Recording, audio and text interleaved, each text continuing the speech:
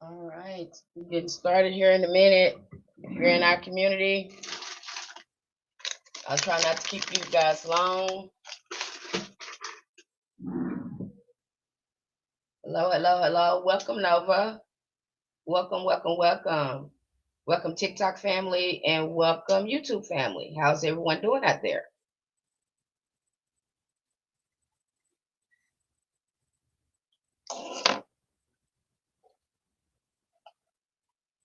Okay, here we go.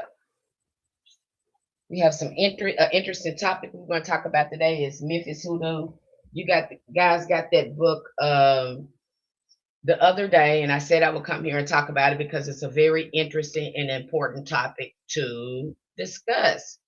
It's a part of our hoodoo history. Get this thing on because I'm talking in the headset over here, y'all. Let me get it together. Okay, hopefully that's better. We're going to talk about Memphis Hoodoo. This is a book that we covered. Memphis Hoodoo, really good book because when we start looking at Memphis, we see where the hoodoo churches were born and how hoodoo was orchestrated by some of the people in the church. So you'll kind of see some of the things that I have been talking about.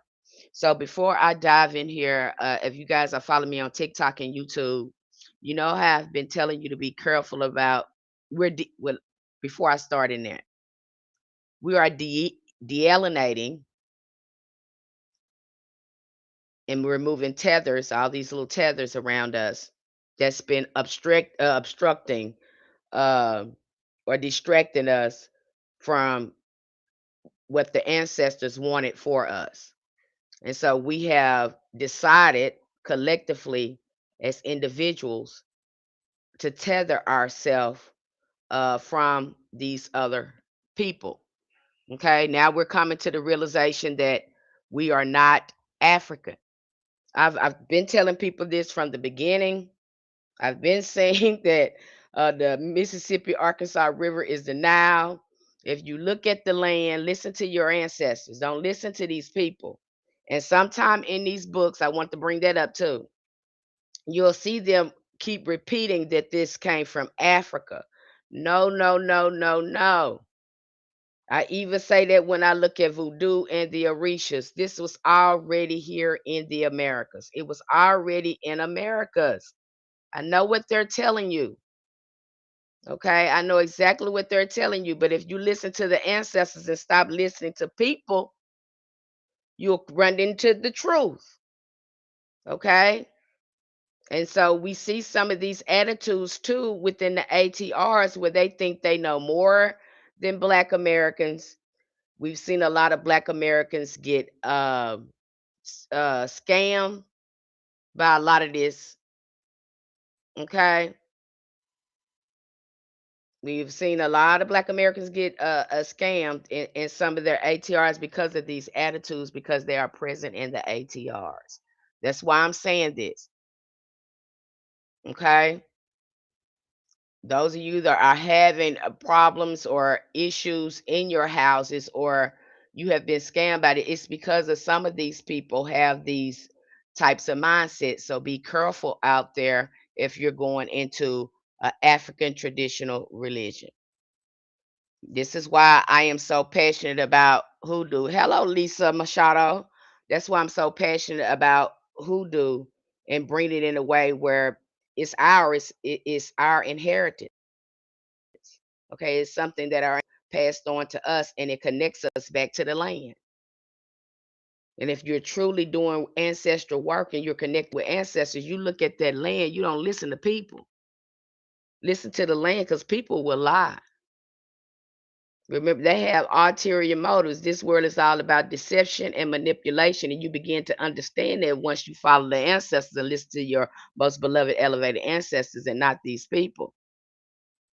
I know what they telling you, and what I'm saying is not popular. I know a lot of you probably look at me and said, "Miss Penny, are you?" Yes, I'm telling you the truth. Okay, these people are not superior to you. Their religion is not superior to the system that your ancestors set up, although it can enhance it. Because what you're doing when you're going into those ATRs, you're going into a deeper relationship with nature, because many of the spirits that you're dealing with in there are um they are elementals. That's why they're associated with different elements. A lot of them are elementals. And if you take the approach to your ancestors through a shamanic approach, we've covered shamanism thoroughly, path working, journey work. You will come in contact with these spirits. These are ancestral spirits that live within you. Okay. And I know what they're telling you. They're telling you that uh, Africa, that's where it's all at.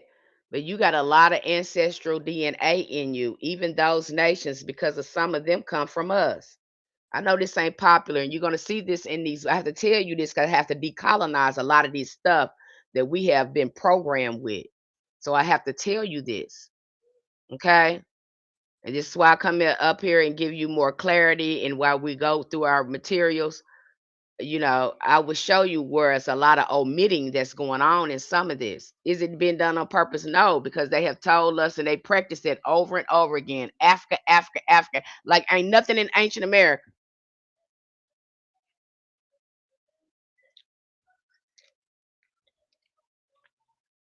And we are seeing in these, we know our ancestors told we were Indian. Many of us, our ancestors, we have that story at some point.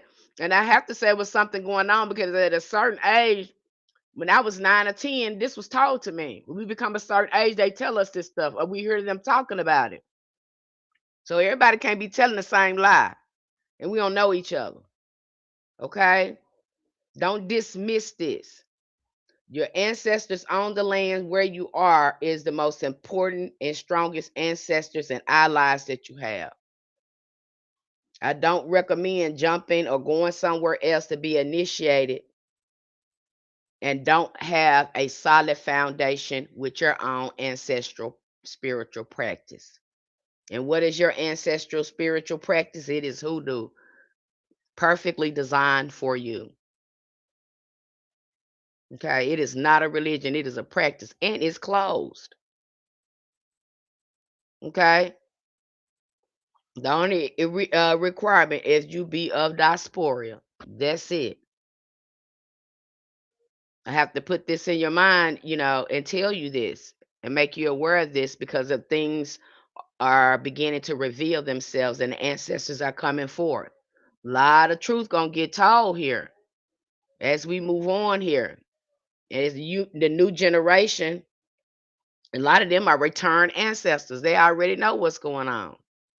Their ancestors coming back to resolve the issue. We are truly our ancestors. Okay. So I have to tell you that when you are reading these books and you're going to hear that being repeated because that's what we were programmed with.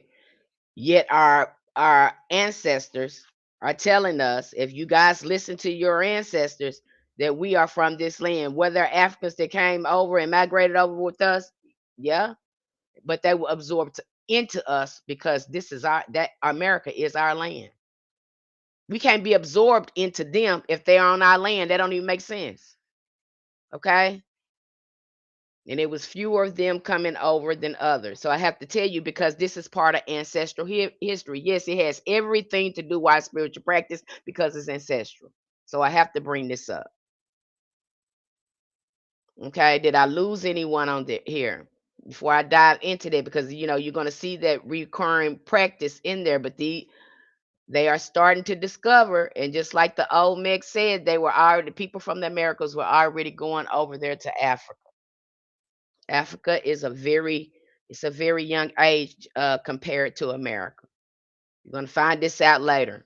I know it's not a popular truth, but I don't listen to people. I talk to ancestors. I don't talk to people. I don't believe people. These people been lying from the beginning.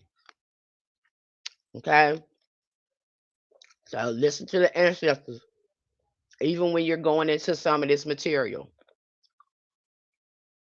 Use your discernment. Use the ancestors to tell you if something is off. It'll feel off to you. Okay, and that's why I'm here today. So, did I lose anyone on that? Does anyone have questions before I move on into this lecture and book review? I had to bring that up to make you aware of that. Okay, dismiss any type of um, you know, misconceptions or look at the things that they are omitting, so you won't be confused. Okay, and being careful when you're going into an ATR.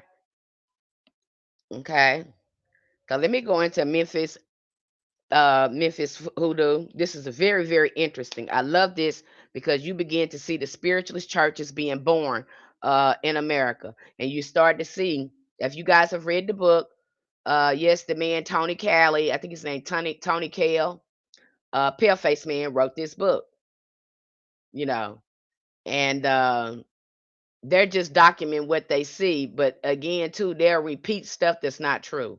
Now, we're not just totally African, and you'll see a lot of these books too. The Americas, they skip over the ancestral lands in America instead of reaching out to Africa, because you're staying with this narrative that all black people are from Africa, and that's not true. Let's just cut it out. We have to cut that out. That's not true. There was dark skinned people all over the world. Okay, they all of them ain't from Africa either. I'm just telling you the truth. So please dismantle that when you're looking at that book. But what's interesting about it is that you can see that hoodoo get pushes out the church began to orchestrize them. And what I've talked to the ancestors about that, and you guys have probably heard me talk about this on some of these platforms. But that's when you see Freemasonry begin to boule. The Freemasons began to enter the church. Prosperity preaching began to enter the church as the hoodoo, and conjure get pushes out of the church. But at first, it was the very center of the church. Now you'll see some of that in this book because it mentions that in the book, and I think this is a very important of hoodoo history to understand what happened to us and the healing that we have to do in our own community. Does anybody understand that? I'm sorry, I get kind of nerdy, but let me jump in here to my notes. Memphis holds a unique and often misunderstood place in the history of American folk spirituality, long overshadowed by New Orleans in popular imagination. But Memphis was popping just as was spiritually enriched. Memphis is just as spiritually rich as Louisiana, and it makes sense because again, it is the true ancient Egypt. You have a pyramid right there in Memphis, and it's right there on the Nile River. So it makes sense why there will be a lot of ancestral magic and activity in that area. I hope I'm not taking you too fast. And in Louisiana, right there on the Gulf Coast, where they have done a lot of trading at. So wherever you see our ancestors at, because they stayed near the water. And I asked them about that. I said, why do y'all always, why y'all by the water and doing things by the water? And they said the water has energy. We use the currents off the water in many of our rituals. So water is alive. And so calling on the spirit of water and being near water during our rituals, um, we're able to tap into more divine energy that way. Okay. You'll see that too. You'll see too, especially where you see these mounds and pyramids. Go look at your ley lines. Don't just look at the sky. They got you looking at the sky and say, oh, they lined up with the stars, but also look at the ley lines where things are too.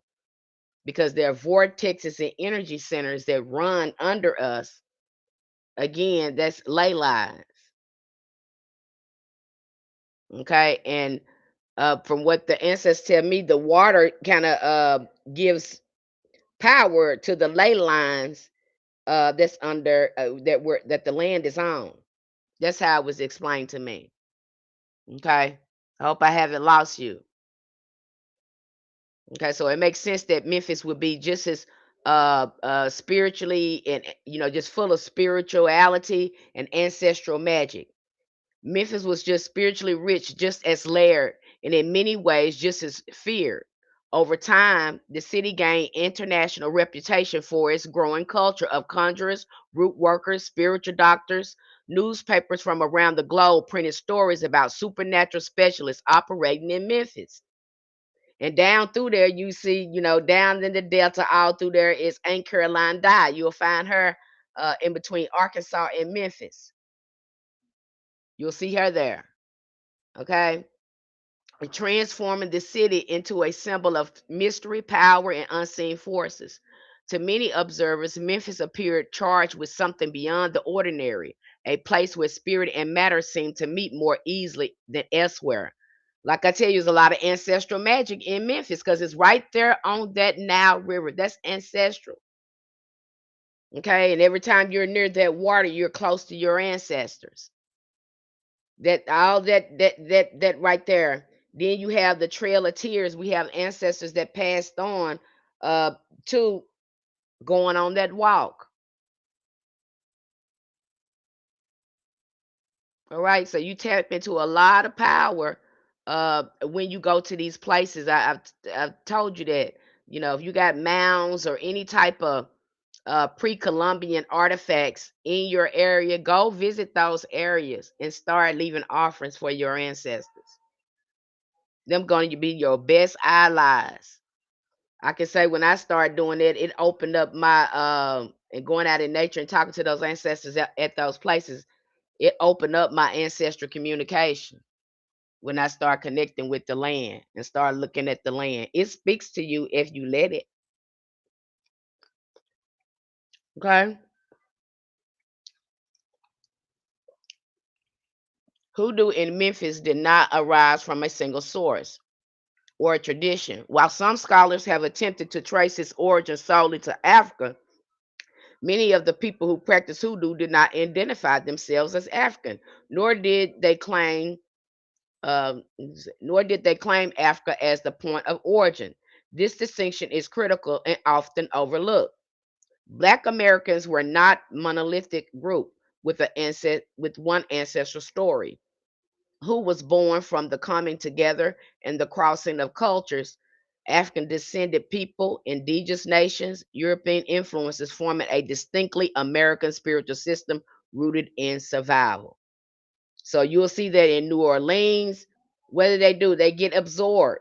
The Africans get absorbed into our culture. We become a greater nation. The spiritual practices grow even more. They become absorbed, and now it's one unit.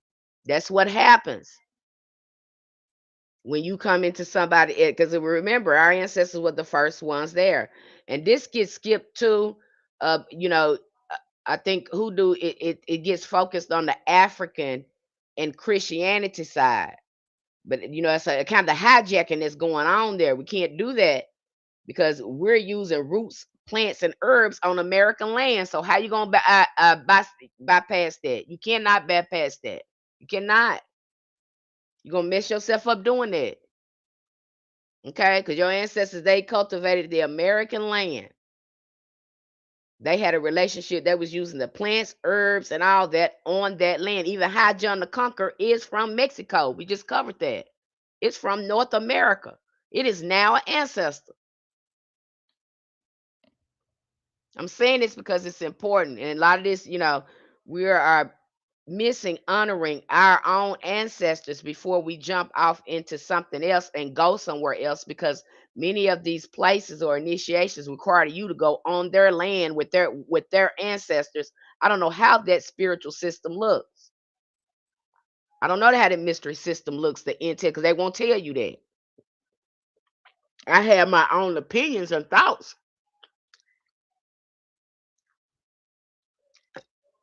and what I feel like what's going on there. But the fact remains they haven't divulged that information to us. And when I do find information on it, then I share it with our community. Okay. But I recommend that you're not doing that until you again honor your ancestors on your land and have a good relationship with them, beloved. And when you go over there with your ancestors, can't nobody make no fool out of you. Believe me when I tell you this. I was just watching a young lady just using shamanism to practice ATRs. And she had this, she talked about her experience with some of the people in the Botanica and how they have this like this attitude, I'm better than you, I know more than you. This kind of this attitude that they have, and she began to tell her tell them about what she was channeling, energy that was coming up, and they did not stop her. You know, she was telling them that she saw this indifference in them and that it needs to stop. Okay. So you will see that's what's going on when it's a lot of gatekeeping or you getting in these places and it's raggedy. And now a lot of them are practicing the ATRs and just making it raggedy because they do not understand spirituality. They jumping in there because it's a trend and it look pretty and it sound good. But ain't none of them got no type of wisdom or guidance in them. You're gonna see that too. So be careful out here. Hello, African O hyphen. Okay, welcome TikTok family and YouTube family. So be careful out there. Okay. And that I say this because they're pushing this initiation thing so strongly. And I'm just like, what is up with that? Because that ain't supposed to be like that. Y'all ain't supposed to be in people boxes trying to solicit. You're not, y'all ain't supposed to be doing that. Y'all supposed to be offering readings, and praying for people because it's a priesthood. This is supposed to be a priesthood. It doesn't function like, from my understanding, it don't function like Christianity. It don't function like that. This is a priesthood. This is people that are called and chosen to be there for the community. And if they need any services or any spiritual support or anything like that, that's what you're there for. And you offer a service at an affordable rate. Not all this ridiculous initiation and all this stuff. It's not supposed to be like that. It's a priestess and priesthood among the people. It is not what you call a religion, so to speak, the way it's being pumped right now. And I know, that may be confusing to you. You might don't really understand what I'm saying, but they know what I'm understand. They understand what I'm saying. They're not even supposed to be doing that like that. Okay. And if you're gonna use it for Indian, you're trying to use it on other people, especially Black Americans. Why don't you use that to try to fix your homeland? Because that's what we do with hoodoo. We use hoodoo to fight these adversaries over here and get what we need. Okay, we're not over there trying to initiate y'all into our stuff. We're not doing that. Okay, we use a hoodoo is black belt magic. It is ancestral magic to fight the oppressor and all this oppressive stuff. Why don't you use your stuff to do that in your country? Why you keep trying to initiate us and pull us over there? Use that power over there to fix that what you got going on over there and stop pulling us over there. Now, I know hoodoo powerful because hoodoo was hey, we got liberation right now. Okay, we got rights that some of y'all don't have in y'all country. You gotta look at this now, y'all. Okay, gotta look at it. Let's look at it now. Now, if you're so powerful and your magic is this, that, and that, and the other, why ain't you using it to try to get yourself together over there? Because that's what we did with hoodoo. When hoodoo was putting people on their backs, and they had judges and everything scared. It ain't because it didn't work; it's because it worked. Why you think they started arresting these people in Memphis? They even started locking our ancestors up. I said, "Are you kidding me?" Okay. Now you gotta sit down and think about this. And I know they're making it look like, uh, you're gonna be powerful. You're gonna be Oshun. Oh, no, no, no, no, no. That don't even work like that. Okay, that don't even work like that. I can't tell you enough. It don't work like that, baby. Okay, I'm not keeping you from it. I'm gonna show you how to do it the right way. Okay, I ain't gonna keep you from it, but I'm gonna show you how to do it in a safe, right way. Hey, Shamara Latrice. You can ask it over there in our community. I don't keep nothing from you. I probably give you so much stuff, and you say, "Oh wow, Miss Penny, oh my gosh, there's so much stuff." Yes, it is, baby. I'm not gonna keep no good thing from you. That's your ancestors ain't gonna do that to you. Okay, I ain't gonna do that to you. And I know when you're ready to move on. I just had a young lady, one of our practitioners over there, and I have to tell you, too, I'm gonna keep you safe. If you questioning yourself about something, I'm gonna tell you when it's time to sit down and give yourself some love. You're not ready. I tell you when you're not ready. You may not like it, you know, but I tell you, I'm gonna keep you safe and tell you when you're ready to go on and shift into another area in your work. But I'm not gonna keep no good thing from you. Okay. Neither that's just me and the way the ancestors work with me, the way I'm looking at this thing. But be careful over there, because really think about that. Did your religion create any type of liberation in your country, in your community? Because that's what hoodoo was doing. How come you ain't doing that over there, fixing them people? Them people should become your stuff should be getting fixed over there, because that's what hoodoo did in America. In fact, you can't no North American folk magic cannot talk about their magic without talking about hoodoo and conjure. I keep showing you that over and over again. They not saying it because it don't work. They saying it because it absolutely works. They're gonna talk about hoodoo before they mention any other ATR. They're gonna talk about hoodoo the most. They're gonna be talking about hoodoo. They ain't gonna be talking about Ifa. They ain't gonna be talking about Santeria. I'm talking about North American folk magic. They're gonna be talking about hoodoo. They're gonna be talking about your ancestors' magic. And some of them think they're doing it too. Okay. It ain't because it don't work. It's because it absolutely works. Well, I have to keep that in your mind and pay attention to what you're doing and why you're jumping over there. Okay. But you definitely will have to put some work in to work with any of these positive energies. You will have to do your work. They don't do everything for you. They don't just hand everything for you. Your character work, your healing work is the initiation when working with these spirits. The more they see you doing that, the closer they'll work with you. But if you are concerned with the things in this material world, you're not going to get very far. Especially these people talking about spiritually supposed to be rich. Something is wrong with you, because you think the material world is real. By even stating that you think the material world is real, you got it all backwards now. Okay, you got it all backwards now. When you think this, all the spiritualists and stuff, we in here to get rich. You got that backwards. Something wrong with you if you think that. If you think this is about getting rich, no. This is about your growth, development, and evolution, and tapping into your power, seeing that you are the God that you are. This is your lesson here. That's why you are here. If you happen to get rich by doing it, good. But did you do what you came here to do? Okay, that's what this is about. Did you heal what you came here to heal? That's what this is about. I appreciate you so much. I cannot explain it, but I want to cry when I hear you speak. Thank you, Izzy. Hope it's helping you and healing you. Okay. But really, it's not. This is not about being rich or being the most powerful. If you can't master yourself, why do you think you can master power? The more you master yourself, the more you tap into power. That's where their inner alchemy starts within you. Okay.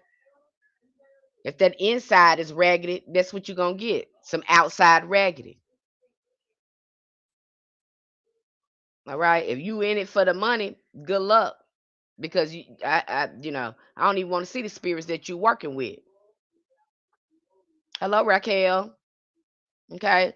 So be careful with this, how you jumping into stuff, because people are jumping into this, they think this is a trend, and a lot of us practitioners, we know it's like not like that. I just heard somebody talking about the tarot. People think the tarot is all about telling your future if you're gonna get rich. No, tarot is about healing you. If you are a seasoned tarot reader, we turn into therapists and healers.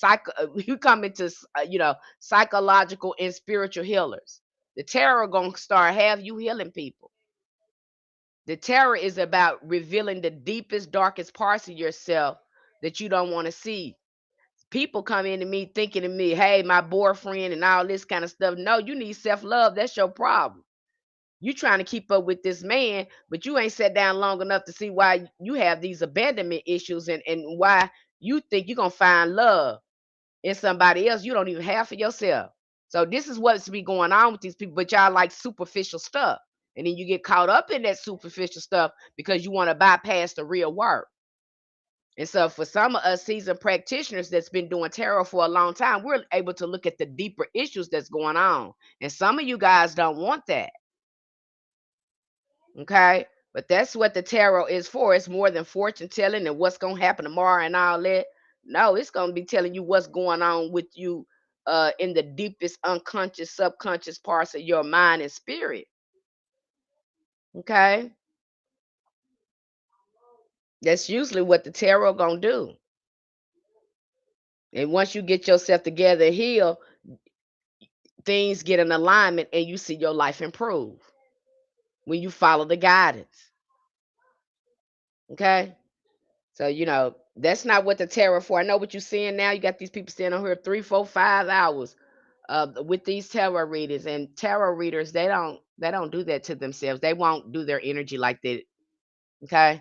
So y'all be mindful out there. I've talked about this, so I ain't gonna stay on there too long. Hoodoo and Memphis did not arise from a single source of tradition. Okay, I just read that. It says let me get here to this. Indigenous customs, herbal traditions, and spiritual worldviews were shared, blended, and welcomed to Black communities, contributing just as powerfully to the formation of hoodoo as African retention. Because you remember now, while we study, focusing on Africa too, because I think they programmed us with that. And I even was in a hoodoo class and this elder was teaching this. Now, did I think that I tried to correct it, but that person was so held on to this African stuff, they had bypassed their ancestors. And I'm like, you standing right there on top of your ancestors in Memphis, and you gonna point to Africa, you know. And again, that this could have been, I don't know if, because I had to ask the ancestors about it, again, they get programmed with that. They get stuck in that, and that's the way it's being portrayed. But it is not true. It is not entirely true. And I take you through a variety of other ATRs to show you that, especially when we look at what is that, Umbanda. Umbanda goes right into, they have a lot of heavy indigenous elements in their magic. We look at them because they are of diaspora, and a lot of their magic look like our magic, and they are our brothers, our sisters. This happened to our ancestors everywhere, so that's why we look at it. Okay, so having those indigenous elements in there and honoring those ancestors are very important because they did so much work on American land. And we are not from Africa. Africa got absorbed into us, and we made one big practice. It is important for you to understand that. Hello, Gerald. Okay, do not dismiss that, because they're not going to dismiss it. The ATRs are not going to dismiss it. They're not coming to you, coming to get your stuff. You're going over there to get their stuff on their land. They're not coming to you saying they want to practice hoodoo.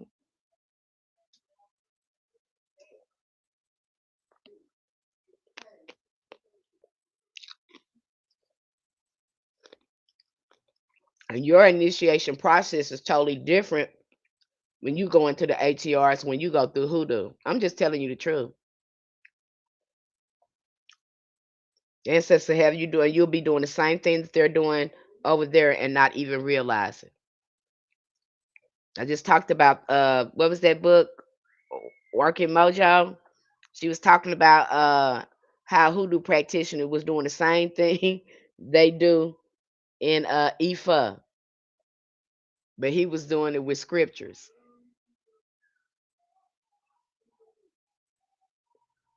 You ain't missing nothing. I'm telling you the truth. Because once you start following them ancestors, you're going to be amazed at what they start teaching you, and you will be getting it right. I was amazed. I was amazed. That was, and once sure I was doing it right, and then they will send information in my path that confirmed that I was doing it right. And me and the ancestors would be arguing. We have argued about this. They have had me doing stuff like this. This don't seem right. Like I should be doing this. They was like, hey. You asked us for help. You the one said you don't know. So why you keep acting like you know and you don't know? We telling you what to do. Okay? So stop arguing, go back and forth and do like we asked you to do. Because you building trust with them too. And then I will go ahead and do the ritual and complete the ritual and come to find out that's what I was supposed to be doing. And I would just cry. I would get mad. So I said, why y'all keep doing me like this? They said, because you need to learn. You need to learn to trust us. It's a relationship. We wouldn't lead you to do nothing wrong. You're building trust in each other too. We got to know that when we tell you something, you're going to do it. And when we tell you something, you believe it. Okay? And then we'll show you later, letting you know you can trust us. We know what we're doing. And that's how it's been working. And for some spiritualists, it's worked like that for them. And they do it like that sometimes. And I know you be like, and I've heard some people say, I'm confused. I know it seemed that way, but they know what they're doing. If they told you to do that, then do it. They told you know intuitively, you know they are telling you to do something. Do it. You will know it. Okay? You in your body and you are again, your awareness is open. You will communicate with ancestors. Now, for me, that looks like sometimes I'll keep having a recurring thought to keep recycling in my mind. I know that's them telling me you need to talk about this. Or sometimes I have a overwhelming urgence or impulse to do something. And after I do it, I feel relief. I know that's them. When I have that, oh, I'd be like, hey, what y'all got going on? What you want me to do this for? That's when I start asking questions. If you know your body and your awareness, but if you're stuck in survival mode, you got poor regulation and you haven't healed, you're going to be missing a lot of spiritual communication because this is how these spirits communicate. Okay, this is how they communicate. Well, I just talked about gang stalking and told you how these spirits be jumping from people to people to people because they're on a lower frequency. They have no awareness, so these spirits can use them. I just talked about that, which we're going to go into that this month as well. In a few more days, we'll be going over cleansing, and we're going to dive deeper into this, so you'll see this for yourself. It's not always ghost and how Hollywood portrayed it to be. You're going to see these things manifest within people, these spirits. Okay. And even when you talk to your ancestors or any spirits, they're going to be speaking to you telepathically or through your emotions. This is why you got to do a lot of shadow work and clearing out. So not only are we clearing out our body and our energy field when we're taking spiritual baths, we do the shadow work to go in and cleanse out the inner part of us and begin the inner alchemy. That's cleansing the inner side of you. Okay. That's why we do that. That's why shadow work is so important. I don't advise you either to do that alone because you won't see a lot of progress. It'll stagnate you and you'll get stuck. If you try to do a lot of shadow work by yourself, you'll get stuck in some patterns, okay? Or you get stuck in denial. You'll keep trying to tiptoe around that wound and not go ahead and heal it.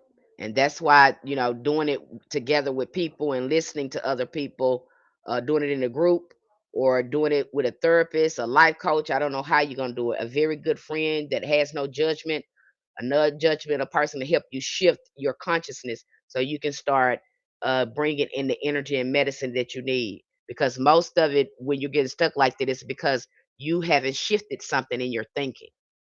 You thinking at something and you need another perspective to help you shift to bring in that healing energy. That's usually what's going on there. I get nauseous from gang stalking spirits.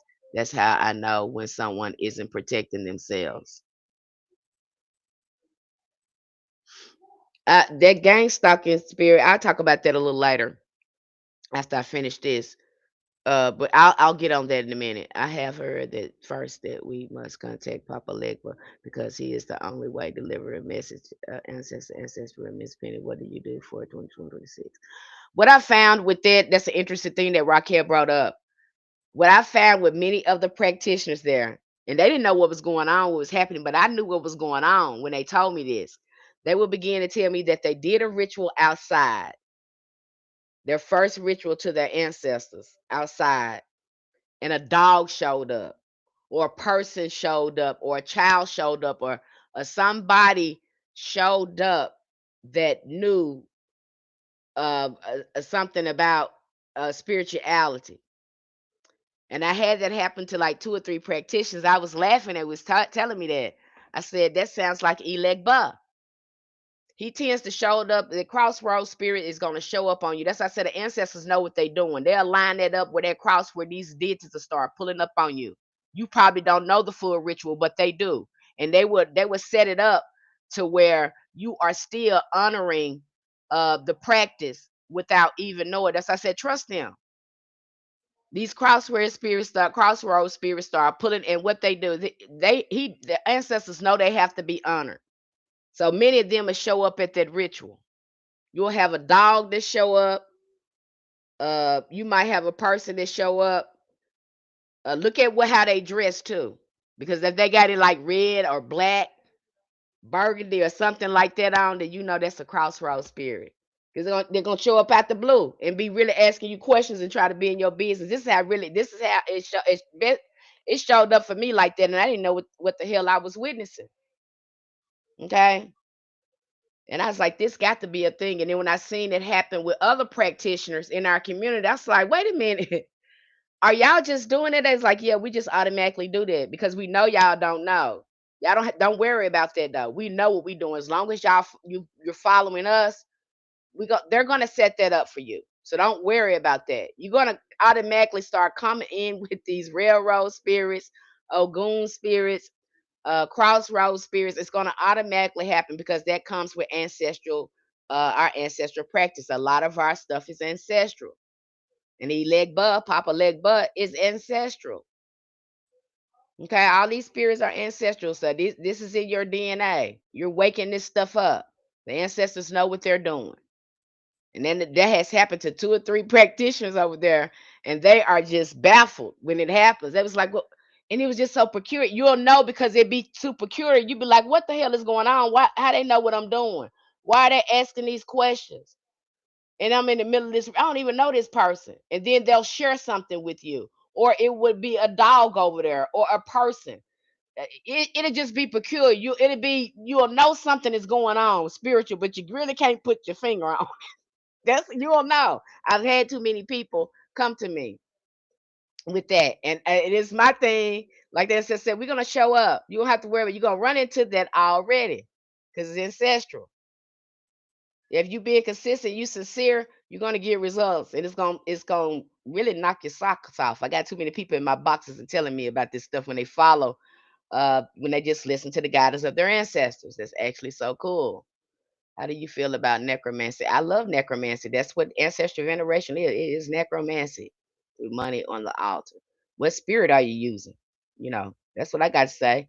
And if you is doing it, did you ask your ancestors? Should you be doing it?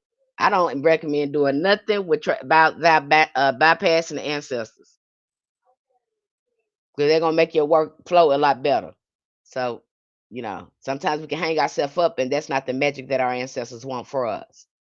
Sometimes the magic they want for us, it looks totally different from what we want. So it's always good to do a divination to make sure that's what you're supposed to be doing. And of course, I've posted that here on TikTok and YouTube if you want to look at that video. I try to share as much information as I can in live streams and in the video. Even the term hoodoo itself is contested. Some suggest it was a label imposed by white observers to broadly describe the practices they associated with voodoo, magic, and superstition. Now, what I found too in hoodoo, and people would tell you voodoo is different from hoodoo. I highly disagree. I highly disagree because you're going to run into it. Even you see those cross exchanges in Louisiana. You're going to see that come up. So when people is asking me that, what's the difference? I don't know what to tell you. I don't know what to tell you when you telling me that. I have to say it's none because because in order to understand hoodoo, you got to look at voodoo. All of us is ancestral, okay? And the ancestors will take you right up in there in hoodoo.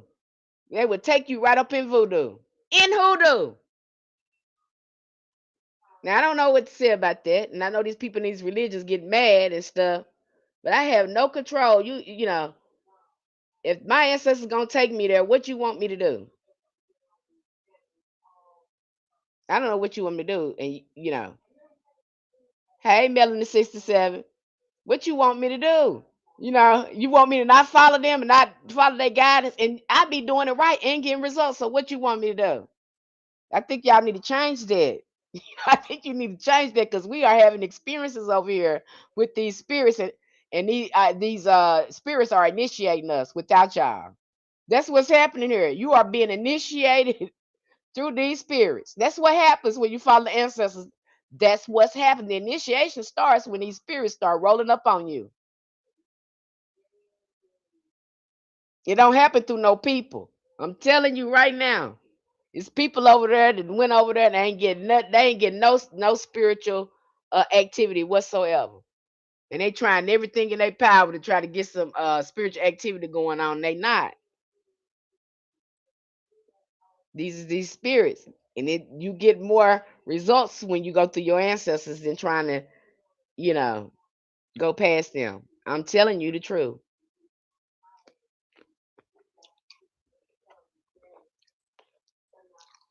If you did ancestral veneration first and then went over there, you'll get better results. And let them take you over there. Most time the ancestors don't want you to do all that initiation anyway, because they know it don't take all that. I'm just telling you the truth. The only time they would have you to do that if they have dedicated, they were in the priesthood, and you are supposed to be over there. And many times they drag you over there kicking and screaming because your life be a living hell until you get over there. I be. That's how I be. Okay. I've tried to avoid spirits. I didn't want my gift. Any way you picking up magic, any way you're doing any type of thing, any type of magic, if this don't make no sense to me and people do it, bless their heart, bless them, bless them, bless them. They want to do magic but not work with a spirit. And I have to ask people, what you think you're doing when you picking up stuff? Make that make sense, baby. How is that any different? Because believe me, any practitioner know if we're doing any magic or whatever, you're gonna be working with a spirit. I guarantee you that. Ain't nothing really gonna be shaking and moving without that. Okay. And yes, life was a living hell. Okay. And so again, is secret no you in there? We're not talking about Moldavite stone. We're gonna stay on this. Regardless of its origin, hoodoo became a catch-call term for a wide range of spiritual practice rather than a formal religion. There was no spiritual practices rather than a formal religion. There was no centralized doctrine, no fixed theology, no universal initiation. Hoodoo functioned as a lived knowledge passed hand to hand, generation to generation. Okay. So that's how it was. It was very oral. It was passed on. That's why you would see it look different in different families. It doesn't mean it ain't hoodoo. Just everybody magic look different. Okay. Now I'll get you to seeing that. Stop looking at other people's stuff. What are the ancestors putting in you to put together? What are you feeling like is your magic? I know what you read and you saw in that book, and when you read it and saw that, how did you see your magic when your magic, not their magic, your magic when you was reading it? What were you putting together in your mind? Because that's what matter. Okay, not the other people's stuff, your stuff, because it's art. Magic is like art. It has your own signature, own frequency, the way you think, the way you see things and put it together, the way you comprehend your magical world, what it means to you. Okay. Miss Penny, okay, can I leave Everclear for Papa Leg? He likes rum. Papa Legba likes rum. He likes spicy, spicy rum, dark rum. So if you was to leave him anything, he likes rum. Please do your research on these people. If you're in our community, We have lots and lots of resources on there. So there's no reason why you should wonder about anything. Now, what I've noticed about that, I'm speaking to my community now, and I hold your hand while I tell you this. We have a wealth of resources over there. I mean, we cover everything.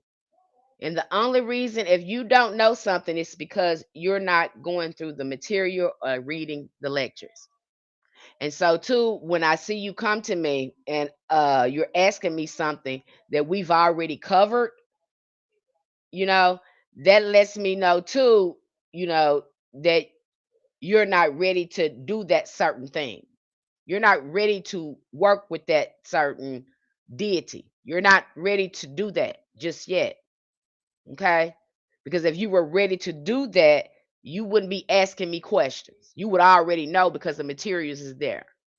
This is how I know that you're not ready. Now, when you come to me and you tell me what you done, and you're telling me the whole spiel and your results with it, then I know, okay, they ready. They did this. They telling me what they did, and it worked.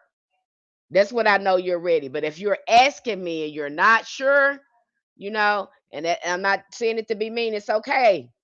There is no rush with this. You know, make sure that you're ready. Cover the material yet. You don't want to go into these guessing. Okay? We want to go in there as with much awareness as possible. Because if you studied this and you know this, then you wouldn't be asking. Because I don't keep no good thing from you. I don't hide nothing from you, and I'm very thorough about what these spirits like, how you set up your table to them, how you can honor them through saints. I give you what they like, how just everything, their colors, their days, how to petition them. I give you all those resources. And so when you're coming to me, you're asking me about that, and I know I've given you that, that's an indication to me that you haven't gotten to that yet. So I don't need to be telling you that until your ancestors have taken you there yet. If you're And then too, don't ask me, ask your ancestors. You're not even supposed to be asking me that. You're supposed to be asking your ancestors. You're supposed to be doing a divination with them and telling me what you feel or what you picked up. Okay? I'm gonna point you right back to the resource because there's no reason for it. Okay. And I know some of you want to go fast and you want to know this all fast. This is not a contest. I don't expect you to have be comfortable in your practice until you in it within a year, because it takes a while to get it integrated. All the healing and consistency, it takes a while to again start creating and forming your magical reality and implementing it into your daily life. Because hoodoo is a way of life. This ain't no fly-by type of thing that you just do on a whim. Okay? It's about relationship with spirits if you want to see ongoing success in your magic. Use a community resource and books to learn and research. Okay? It's the resource. I wouldn't keep it from you. And usually, if you tell me that, I'm going to direct you to the resource. Say, okay, maybe you need to look over here at this before you do that, and do some healing work first before you go do that, and then see how you feel about that. Okay, I want to keep you safe. Uh, I don't want to put you in something and then you find yourself overwhelmed because you didn't fully understand what was going on. It's okay. I don't expect you to be jumping into, say you've been doing rituals, you just started with your rituals.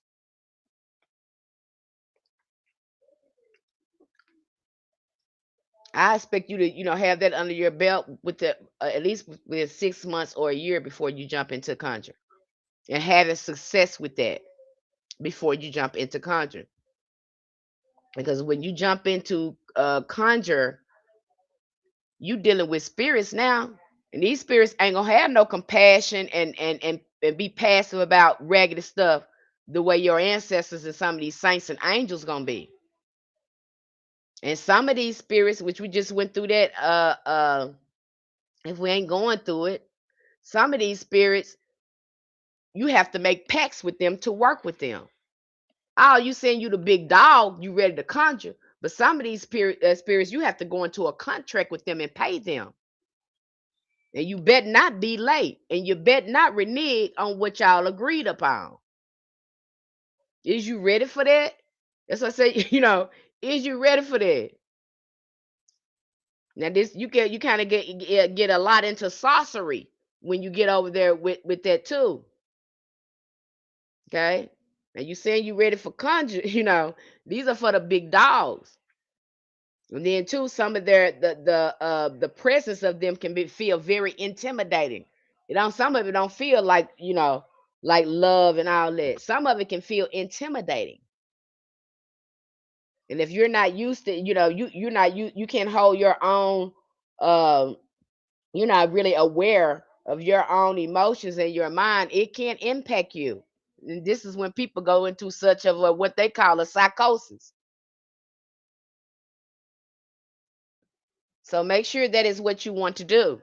Make sure you have done the work yet. They make this look pretty and stuff on here.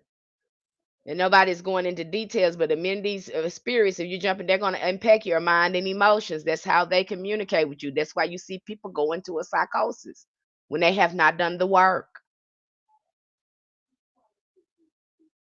Okay.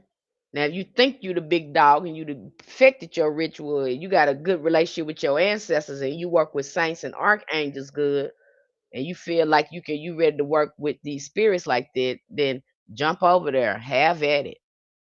I ain't gonna stop you. But I know when you're not ready when you're asking me a lot of questions. Okay. And I know you haven't asked your ancestors about it if you asking me if this is something you should do. I'm not the leader, I'm the mentor. And when you tell me that, no, I don't think you're ready because you asking me and not asking your ancestors. You're not trusting your own intuition. Just with you telling me that lets me know, no, you're not ready. You probably got some more stuff going on. You probably need to heal or whatever you got going on, but you're not ready for that if you're asking me that. Because if you were ready, you would be telling me that. You wouldn't be asking me nothing. You'll be telling me your results and how you getting ready to go over there to conjure. You wouldn't be asking me that. You'll be saying, hey, my ancestors told me to get over there. I'm ready for that. Da da da da da. Miss Penny, I'm going over to the conjure. I'm like, okay.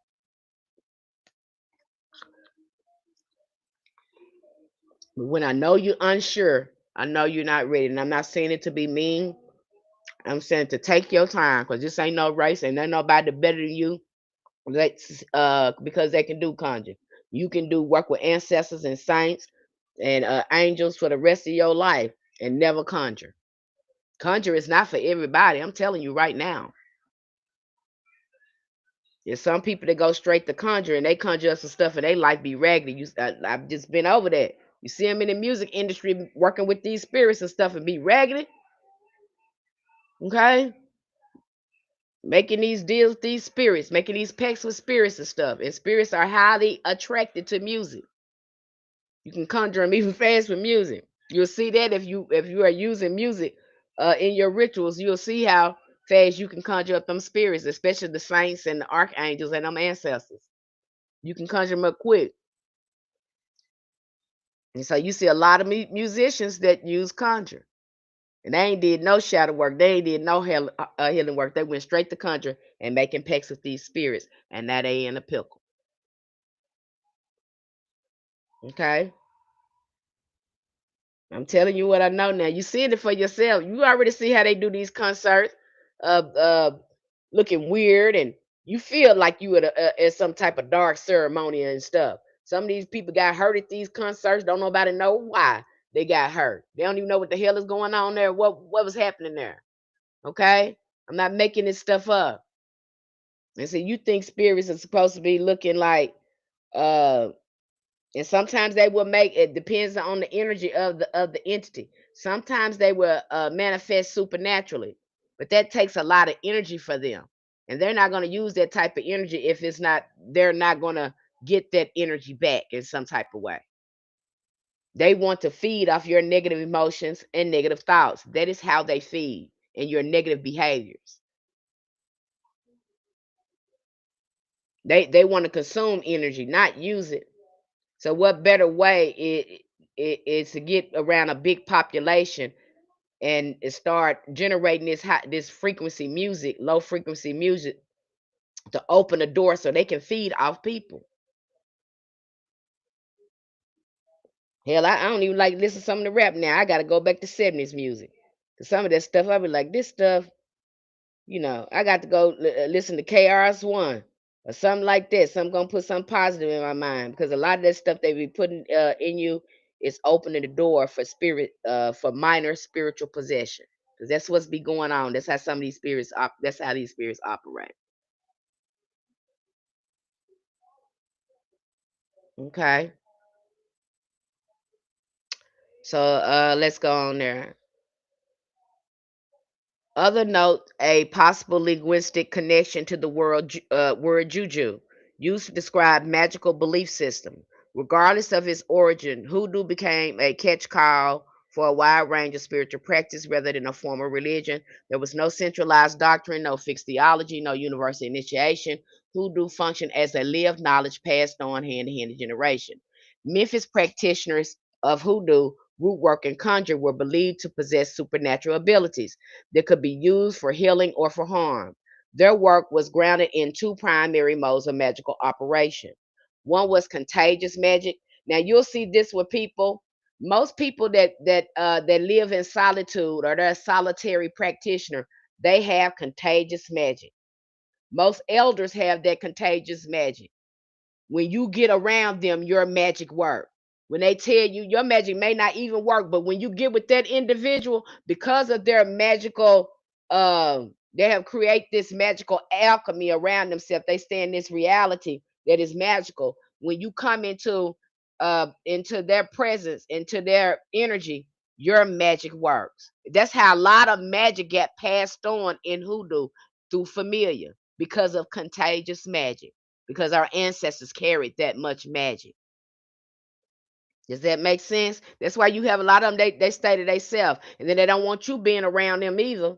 Especially if you ain't healed and and you don't think your thinking is not too positive or whatever. A lot of people don't like being because they don't want to jeopardize their magic. That's why you have a lot of people they don't like being in groups. They don't like being in covens. They don't want nobody messing with their magic, tampering with their magic. Uh, they know that their magic is highly contagious. Okay. That's why you have a lot of them they stay out somewhere in the rural areas. And they're living, when you see them like that, most of them people live in a magical reality. They don't even live in a physical reality that you live in, you are in they don't live in a third dimensional reality. They are coded by fifth and sixth dimensional energy, where they're always shifting things. Things are always shifting because of the way they live. They live in a higher frequency than you. And so a lot of them that they're not going to most spiritual people, they don't have a lot of friends. That's why you don't have a lot of friends. You try to talk to somebody on the third dimensional frequency, and here you is on a seventh on a seventh dimensional frequency, and you wondering why they can't why y'all into it, because they can't hear you, so stop talking to them. You're gonna be I talk to spirits more than I talk to people now. I be sitting up and really having conversation with ancestors, clear communication too. Okay, me, but I call it my magic, my energy, and I'm beyond sensitive. Okay, and that's why I told one of my practitioners, because she been doing so much healing, because the more you heal and move all that stuff out of you, because you're doing a lot of clearing, inner clearing. Yeah, if you're doing your root chakra, working on your root chakra, are you working on scarcity? Are you working on your things again associated with poverty? What are you healing around that? See, you can go and do the imagination all you want to, but the real work is you shifting your thinking about this so you can change this. Okay. So when you go in and start healing these parts of yourself, your energy, your mind, your psychic abilities heighten. And so now you're giving off an aura to these spirits. They see you and they're looking at you like, oh, she thinks she whoa. And her energy too. Oh, wait a minute. We got to bring that because we can really feed off this energy. If we can just get her energy the way we want to, if we can lower it, they try their best to lower your energy. They may use your family, they may use your friends. Do family and friends always know they're doing it? No, they don't know because they lack self awareness. But you are aware of it, so you move accordingly. You might, when you see that, give them a spiritual bath or something. This is time for you to start using it to heal your family. Say, I made you a little bath. I did this for you. Have it smelling good and everything. Have your intentions on that and give that to them so they can clean that shit off them. Do something. This is time to use your practice, start healing your family when you start seeing that. Okay? After to cleanse that house, I just want to pray for the house. Can I come in and spiritually clean? I just got a negative feeling. Say some Psalms 27 and 23. You ain't got to tell them what you're doing. Don't tell them nothing about your practice, but you sure be doing that black belt hoodoo on them. Okay? And you'll probably see a difference in their energy once you start doing that. I had one lady doing that to her neighbor. She the practitioner, boy, she good too. We got one practitioner in there, honey. She's a natural. She's a natural. Like she picks it up so quick. And she went over there and she started, and her neighbor didn't even know it, but hell, she saved her neighbor by offering her a bath and giving her scriptures and stuff. And her neighbor really had no idea in what spiritual danger she was in. And you knew the ancestors put her in that woman's path because when she saw it, she knew what was going on. She went right in there and started hipping that woman. Okay. So she's just a natural. She's become a root worker in her family. Now, do they not know that she root worker? No, because the way she do it. You would never know a root worker. You just think they spiritual. You would not think that. Okay? So she just offering her services and offering her help, and she know exactly how to do it. The ancestors leading her in the way her approach to things. You can see, and I see that on y'all, when ancestors start working with you, you start seeing the spiritual issues with people and start, trying to help them a little bit. And so I see that with one of our practitioners in our community. But that's what you need to be doing when you see that. Offer them a spiritual bath, or you need to go low contact, depending on how it makes you feel too. Okay? Because usually if you come in contact with these spirits, you'll start feeling a certain kind of way. Pay attention to your nervous system, because it should be alarming you in some type of way. Don't react to it, but just like, what is this? I've felt this before. You'll know it when you feel it. That's the only thing I can say. And just like Easy said, there's a feeling. You will feel a feeling. You can't dismiss it. You're gonna, if you have healed and if you are self-aware, you'll know when you're dealing with some type of nefarious, malicious spirit that's just trying to feed off you. And a lot of them, like, their biggest feed is making you mad, angry, and frustrated, and suicidal. They love that. They feed off that. Okay, they love that. So you don't want to, you want to be very aware of what you're thinking and what you're putting inside your mind and what you letting entertaining in your mind. I learned to push unconditional love. It helps. Yeah, it does help. And I be on them scriptures every morning. I be quoting myself in scriptures. Okay, I get right up in the morning and calling on ancestral protection. It's just a daily, it's a way of life for me. Okay, I had a guest in my home and I couldn't breathe around. I had to put her out. See, that's a sign right there. And some of these people that they carry these spirits and stuff, they are not aware. Okay, and they're not even self-aware. And whenever you're vibrating at a low frequency like this, go watch the movie Fallen. There was a young lady talking about that here on TikTok. I was so glad to see somebody talk about it. Now we talked about this in our hoodoo cleansing book, we're getting ready to go through in a few more days, so you can understand this. So it ain't gonna be always no spooky people, ghosts you seeing. It's gonna be feelings, because that's how these spirits operate. And you miss it because your emotions in your mind are being deceived and manipulated at all times through media and everybody. And so you dismiss it because you lack self-awareness and not asking yourself, why I really feel like this. Is these really my thoughts, or this people pushing their opinions and thoughts and things off on me, trying to get me to think and feel a certain kind of way? They do it all the time with politics. They do it all the time with your celebrities. They do it all the time. But you guys are so wrapped up in being entertained, you never slow down to question, why am I feeling that? Is these my thoughts? Is this really my opinion? Or is this being pushed off on me? Okay. And then right now they're putting you in the frenzy now over there in America, creating that economic uh you know stress over there, political stress. It's just so much stress that opened the doors to these spirits. They're leaving you open for these spirits to feed off you by not addressing these issues. It's going to happen. It's going to affect you psychologically. That's why we have a lot of depression over there in America. That's why we have a high uh, percentage of narcissism over there, domestic violence, uh, PDF. Okay, they opening you up to these spirits.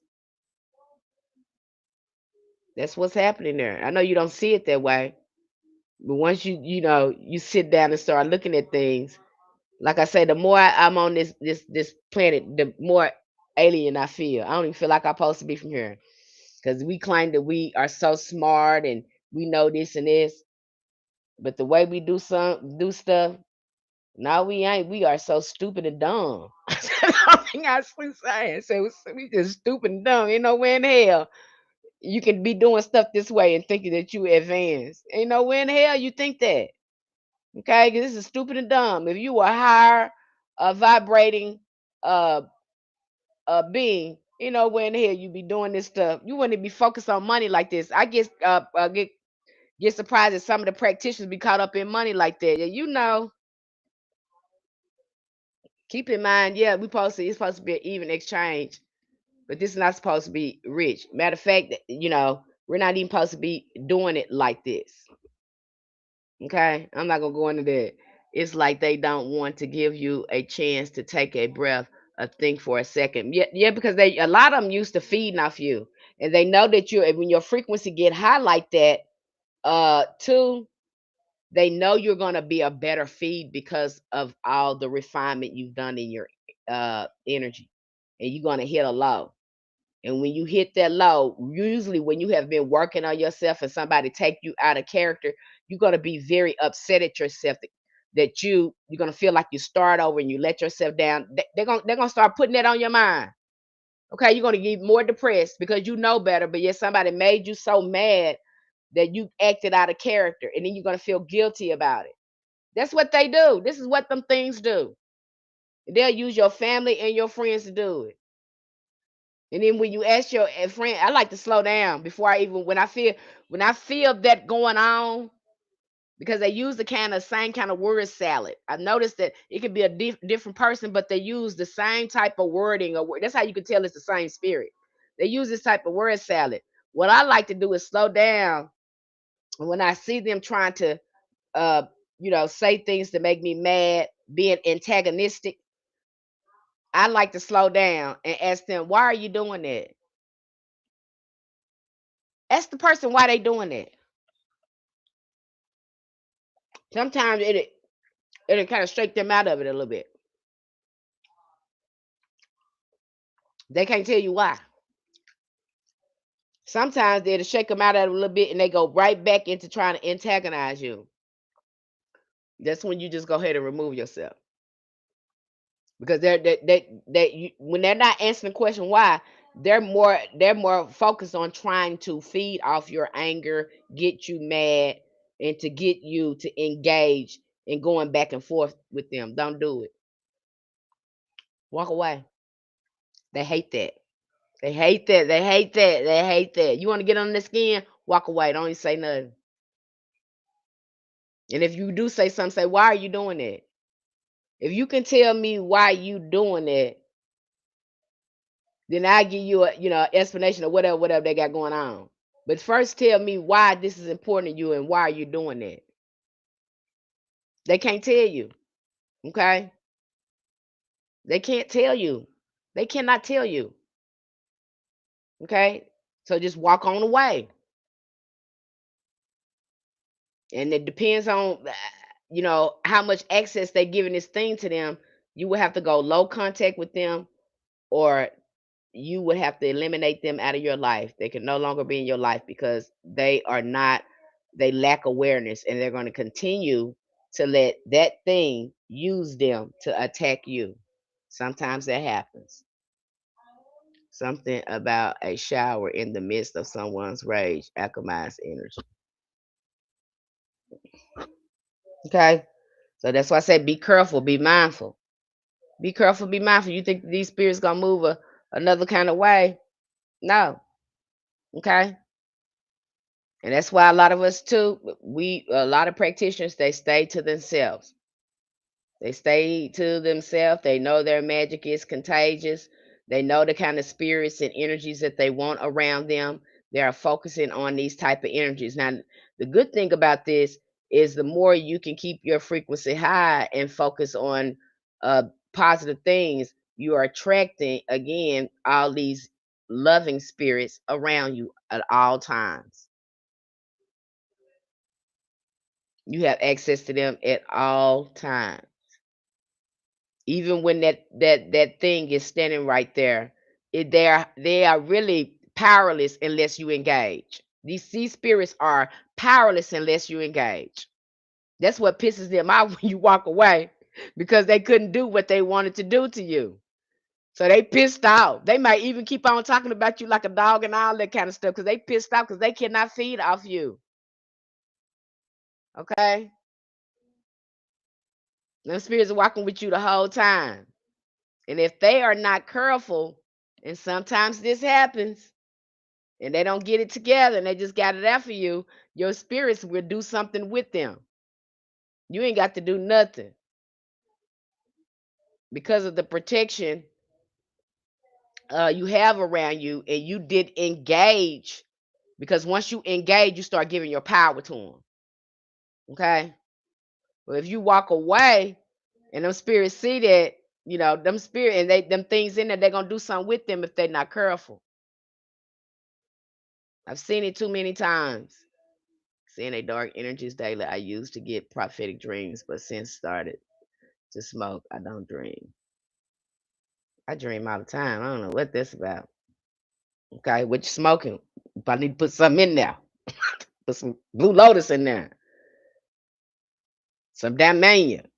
Some mugwort. You probably need to put that blue lotus tea in there. Blue lotus. Mugwort. Damania. That's probably what you need to do. Probably me drinking some blue lotus tea. That's what I do. Okay. So again, being careful out there. The second is sympathetic magic, which operated on likeness and representation, holding that something resembling a person could affect them. These concepts were not abstract theories, but practical tools employed daily by Memphis conjurers in matters of health, love, protection, and justice. And we still use sympathetic and contagious magic heavily in hoodoo. You'll see that in our tables. Okay, you see that in our magic when we set up tables and some of our work that we do. You're gonna see that sympathetic and contagious magic. Most contagious magic, though, is gonna you'll see a lot of that with somebody who they have put in a lot of psychic energy in creating their magical world. Their inner world is now manifested in their physical world, so they're able to penetrate the realms of magic a lot better than some people because they have mastered themselves.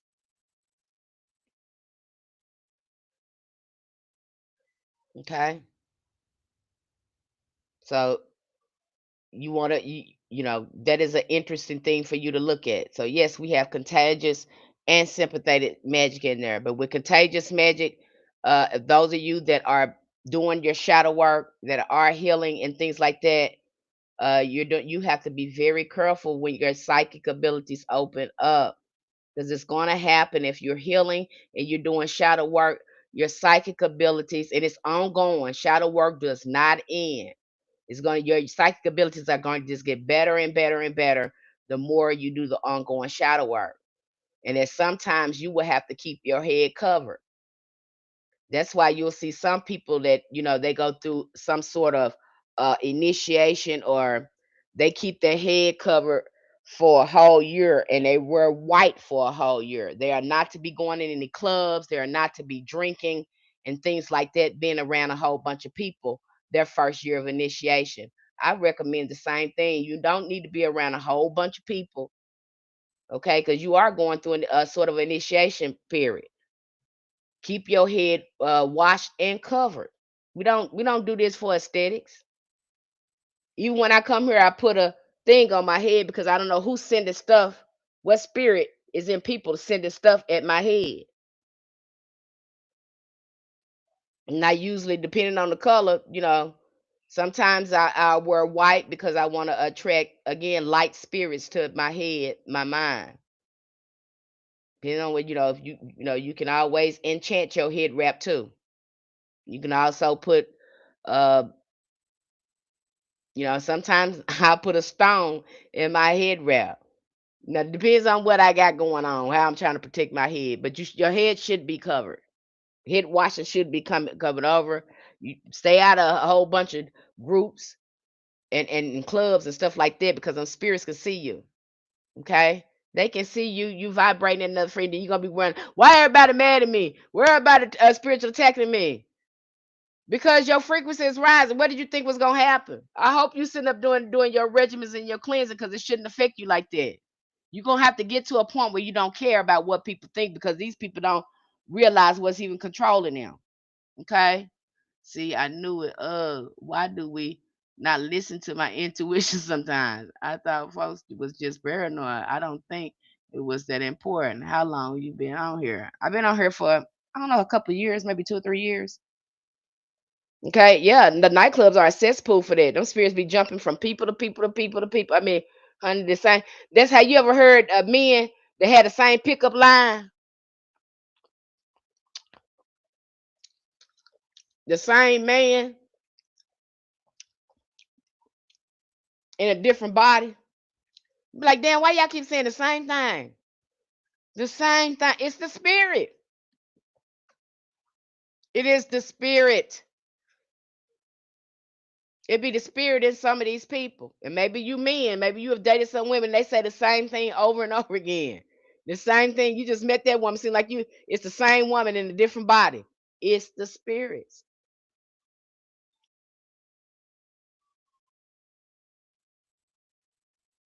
Okay. And that's how you see this. And keep your head covered, especially if you're healing and you're doing shadow work. I can't tell people enough.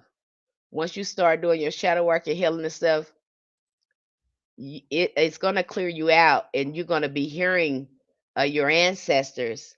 Your spiritual communication is going to improve that way, but you'll also remember be able to pick up other energies and stuff around you. It is a twofold thing that's going to happen. That is why I tell you to make sure that you have a cleansing regimen, that you are saying, some type of blessings or prayers over yourself in the morning. That needs to be done every day. Okay? And being some regular routine cleansing. There needs to be a spiritual soap you using in between your spiritual baths. They have a lot of spiritual soaps out there. You can even create your own. Okay? You can create you a spray. Many ways to do that, but you need to stay cleansed wherever you go. That's going to happen. Your psychic abilities are going to heighten, and you're going to, and that I don't think a lot of people plan for that. And when they go to healing and doing this work, they wonder what's going on. They think they're being, something is wrong. No, your psychic abilities is heightened, and you need again to protect yourself and know about psychic defense. That is why we go over that thoroughly in our community. I'm gonna constantly keep telling you that. See, hoodoo is a way of life. I stay about 45 minutes from Memphis. I was so happy. Yes, when I started picking up energy, it was so intense. I need to get back on spiritualist. Okay. So again, when you go to doing that, that's what's good. That's what's happening there. Okay. Despite their importance within the community, Memphis conjurers lived under constant pressure. Their work was often met by cultural hostility and physical danger. Many were forced to operate in secrecy, advertising only by word of mouth. That's how I learned too. Because when we was in Arkansas, my mama just knew where to go. My grandmother knew where to go. It was just word of mouth. It wasn't pretty much advertised like that. You just knew who the healer was and fixers in your community. Okay, everybody just knew, and they went there. Hoodoo medicine existed as a hidden establishment because root workers, spiritual doctors were legally prohibited from the offering medical treatments. The hell, they wouldn't give our medical treatments when you went to the hospital. Some of them, and then I know my mama and a lot of my family members were scared of doctors. They were just scared of doctors. They were scared of. They didn't trust doctors. They would rather go to a healer as in our community. And we got our first when they first found out we had a black doctor in Little Rock, Arkansas. I can't tell you how many black people uh signed them up for that man to be they doctor, Dr. Bedden in Little Rock, Arkansas. I can't tell, that man probably got every black patient in Little Rock, Arkansas. And now we got others in there. We got Dr. Love. I think this name Dr. Love. He's over there. And then we have Dr. Is it Dr. Hearns? Dr. Hearns. I think it's Dr. Hearns too. Now we got more black doctors over there. But I can't tell you, those black doctors, most of their patients, all black people go to them. And we still have that concept down south. You have people in Little Rock, Arkansas, down south. They won't see nobody but a black doctor. That's all they want. They want a white doctor on them. And you have a lot of the black doctors understand that. They understand that. You can see the relationship between them, the way they talk or whatever. They fully understand, you know, how important it is, their relationship with their patients and how their patients trust them. And they treat the, it's more like a familiar relationship they have with their patients. Especially when I work for Dr. Hearns. The way those people will come in there, they people be on him money, but they'll come in there and make a payment and come see him. And he make you put them on the book. Make you put them on the book. Okay, so he had, they have some of these people have sort of a credit with the doctor. That's basically what I'm telling you. They have a credit to coming in and seeing the doctor, and Dr. Hearn understood that. And he said, "Well, I knew that was going on with your foot, so I'm gonna get you in here anyway. If you could just pay me $15 or $20, because your bill is up here." Yes. Okay, you still have that understood in the South. I don't know how, I've definitely seen it in our community. I don't know if you've seen it in your community, and because I work with a couple of black doctors.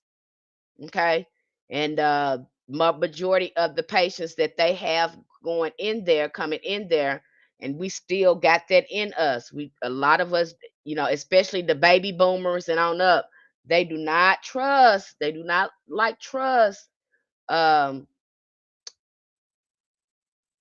people that's not colored on them. Okay, and I mean these doctors. I mean they clinics be crowded. It's like they got everybody in Little Rock, Arkansas, all the black people in Little Rock, Arkansas, as patients. That's what I've seen there. Okay. hmm And when they do see, I'm telling you, because when they came to Little Rock, Arkansas, them doctors, they found out that, and I'm not lying. If anybody from Little Rock, Arkansas, they seeing this, they know I'm not lying. Dr. Bitten got a lot of patients. Dr. Love got a lot of patients. Dr. Hearn got a lot of patients. I'm trying to think of them. Them are the ones I know that I've kind of worked with and saw their rosters and things and talked to some of their patients. And so, but I know those doctors. I mean, sometimes you have to tell them you can't take no more patients. You can't take no. You got people begging to be there, and they don't really need to take any more patients. Another one is Dr. Johnson. Dr. Johnson is another doctor there in Little Rock, Arkansas. But you have to tell them you can't take no more patients, y'all. I mean, oh my God, like you can't do it. It's too many. Okay. You can't do it. I will not go to a white doctor born 1961. Ain't no way in the hell. African, no, I just said, ain't no way they'll go to. And that's just how our ancestors was. We had a root woman that lived in Dixie in North Little Rock, Arkansas. I can't tell you how many people were standing in line at that woman's front door. She was a root worker midwife. And that woman saw everybody in that community and could write prescriptions, take it down to the old school pharmacy, in the pharmacy fill a prescription. Her name was Miss Judy. Never forget her name. Woman can look at you. It was so many women that come to her for pregnancy test. She could just look at you for 5 seconds. Oh yeah, you pregnant? No, you ain't pregnant. Yeah, you pregnant? No, you ain't pregnant. And pick and on target every time. Nobody have to go to no bathroom, take no tests and TT on no urine. I mean TT on no tab or nothing like that, or get a blood test or nothing like that. Miss Judy look at you 5 seconds, look at you, hold her hand up to your neck like that, and say, "Hey, you pregnant? No, you ain't pregnant. You have a problem." My mama had problems with her pregnancy. And before my mama even went to see to the doctor, she went to Miss Judy. Miss Judy told her what it was. She ain't had no ultrasound or nothing like that. She just looked at my mama neck, listened to my mama talk about her symptoms, and then sent her to the pharmacy to get the prescription filled. Yeah, your ancestor was just that fine. Okay. And that tripped me out with my mama. Oh, how did you not think that I would be, that I would follow the ancestral spiritual practice, and you kept taking me to these people? Yeah, you gave me some church. You put some Christianity to me. I know the power of the ancestors and the Holy Spirit. I got that in me because it was Pentecostal. I know that. But I was very impressed by the root workers and the conjurers. You took me there. And now you mad because I'm doing this? They left an impression on me. They left a real impression on me. What you think you was doing? So I never understood that either. Me and her went back and forth there because she's just like, because again, that Christian mindset. Okay, but yet she was going to root workers and conjurers. I've seen her did it. She had friends that were root workers that was doing stuff, you know. But I guess she didn't want to get, and she had her own gifts as well. Even though she had her own wounds on her, she had her own gifts as well that she didn't, tap into more. Okay, so again, that's what we did, and a lot of them could not work, especially in Memphis. They start, stamping it out. Those in need of spiritual intervention either learned to work for themselves or quietly sought out trusted practitioners within the African American community. The conjurer held a position that was both feared and respected, capable of restoring balance and disrupting it. Okay, so that's what our ancestors did. They would go to these people. I've seen it with my own. I'm a witness to it. You know, now I go back and look at my life, and I said, the ancestors was preparing me for this all along, because I talked to my other cousins and my sisters them, and they didn't have this experience. And then I have to ask too, Mama, why you kept bringing me there? Maybe the ancestors was setting it up some kind of way where I had no choice. She had no choice but to take me where she was going, or I was present when whatever was going on. But I'm the oldest too, and the oldest kids is nosy. When we supposed to be in the bed, we in the kitchen acting like we drinking water, listen to the grown folks talk. That's what I did. I had that water up to my mouth, ain't drinking no water. Listen to everything them grown folks saying. No, I ain't got no business listening to them. But I want the whole school. Okay. And so use the older children, they're able to take in more information, because when I talk to my sisters and them, they just like, I ain't had that experience. But I definitely had that experience. Okay. I seen the experience where my mama went to church, and then I've seen where my mama had went to a root worker and a conjure person. We have sat there and talked to mediums and psychics. I've seen it. Then I've seen my mama, do stuff that was questionable. That I think that was hoodoo. You ain't saying it's hoodoo, mama, but that's hoodoo what you're doing. And they never called it that. So I've never heard them call it that either. Even when we was going to a root worker or a conjurer, they didn't call them that. Now I've heard them say that they know that stuff. They know stuff. They've never they never use those terms. I've never heard that term before. Okay. And so too, when you're telling them that they're doing hoodoo and stuff, please don't tell them that. I'm say it again, because that's not what they call it. A lot of them they call it, and then they get mad because a lot of them, like in Memphis, they was taking these people to jail, accusing them of stuff, and these people outside is calling their stuff hoodoo, making fun of it, evil. And so when you bring that up to them, it creates a traumatic feeling for them. Okay, and so they get upset at you because that's not what they're doing. Okay, that's not what they're doing. So please, don't call it that because they didn't call it that. They're right in a sense, and you're right in a sense. Okay, but you got to remember they was orchestrized for this. So no, when you come to them like that, they're gonna be mad at you. No, that's not what I'm doing. That's witchcraft. You're mad at you. That's not what I'm doing. I think they have convinced themselves because it's so stuck in the church. Some of it, they have convinced themselves that this is Christian to stay safe out of all of that. So please understand them when they tell you that. Okay, they think it's Christian, so let them keep thinking that it's Christian if that makes them feel safe. Okay, but you know what it is. You know what other people are calling it. Just ask them what they're doing and to show you. That's it. That's it. That's all you need to know. You're recording it for y'all family history. That's all you're doing. Okay? So don't try to prove them wrong, nothing like that. They doing what they supposed to do. You need to be doing what you supposed to do and try to get that information. That's what you really want. Okay? That's what we want. We want to learn what they're doing so we can document it and keep that for the next generation. Okay? And understand how they're looking at their magic. Maybe it'll help our magic. Okay, don't tell them that though. Just ask them because you're trying to be nosy now. You're trying to get information. You're putting stuff together. They don't need to know. But yep, right into the grimoire. Okay. So let me go on. Those in need of spiritual intervention either learn to work for themselves or quietly sought out trusted practitioners, conjurers that held positions both feared and respected, capable of restoring balance or disrupting it. The fear surrounding hoodoo erupted in what can only be described as a moral panic. Conjurers and root workers were caught in the crosshairs of an all out war against African based religious practices.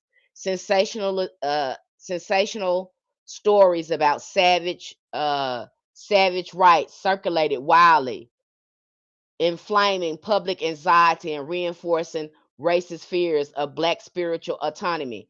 Another thing that happened there is this woman ended up unaliving somebody because of some type of work that was done. And that was a big thing that happened there that just made it even worse when that happened there in Memphis. Spiritual doctors were frequently accused of practicing medicine without a license.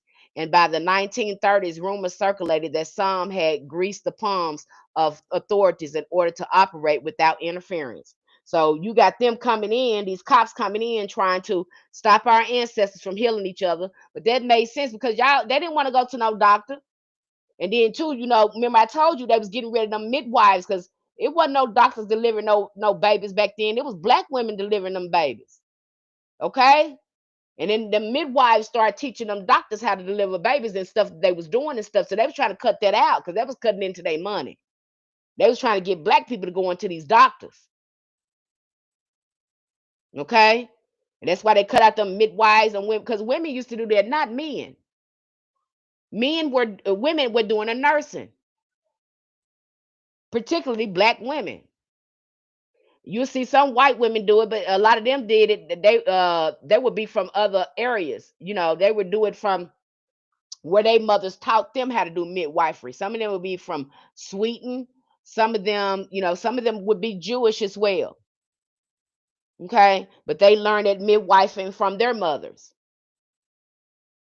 So usually it was women doing this kind of stuff and men, these doctors trying to stop this kind of stuff. That's why you got them women too. That's what that witch hunt thing was about. They're trying to stop a lot of this stuff because women had a lot of power because they knew a lot of stuff. Okay, I went over that, but I'm not gonna go into that tangent. And by the 1930s, rumors circulated that some had to grease the palms of local authorities in order to operate without interference. So now our ancestors are paying these people to leave them alone. Okay. Eventually, a Tennessee Supreme Court ruling changed the landscape by allowing spiritual readers and fortune tellers to legally purchase business license, granting a measure of protection to practitioners who had long existed in legal limbo. So they had to go to the Supreme Court to allow our ancestors to practice their ancestral magic or their spiritual practices. Ain't that something? And then you wonder why ancestors won't tell us stuff because our ancestors had to go through too much stuff to practice this. And then some of us, we won't do, they put in the work and all this stuff to develop, and you want them to hand this over to you without you putting in any work. You think they should move for you and do stuff for you, and you ain't did no work. You think this something to play with, that hoodoo is just magic and all this is happening to our ancestors. Hoodoo is more than just magic. That's why I had to go over this today. That's why you'll see this recurring theme in a lot of the books that we cover, because you do not need to forget that, because that is the core and the power source of the work. Without ancestral veneration, without honoring the ancestors and knowing their story, there's no power in your hoodoo.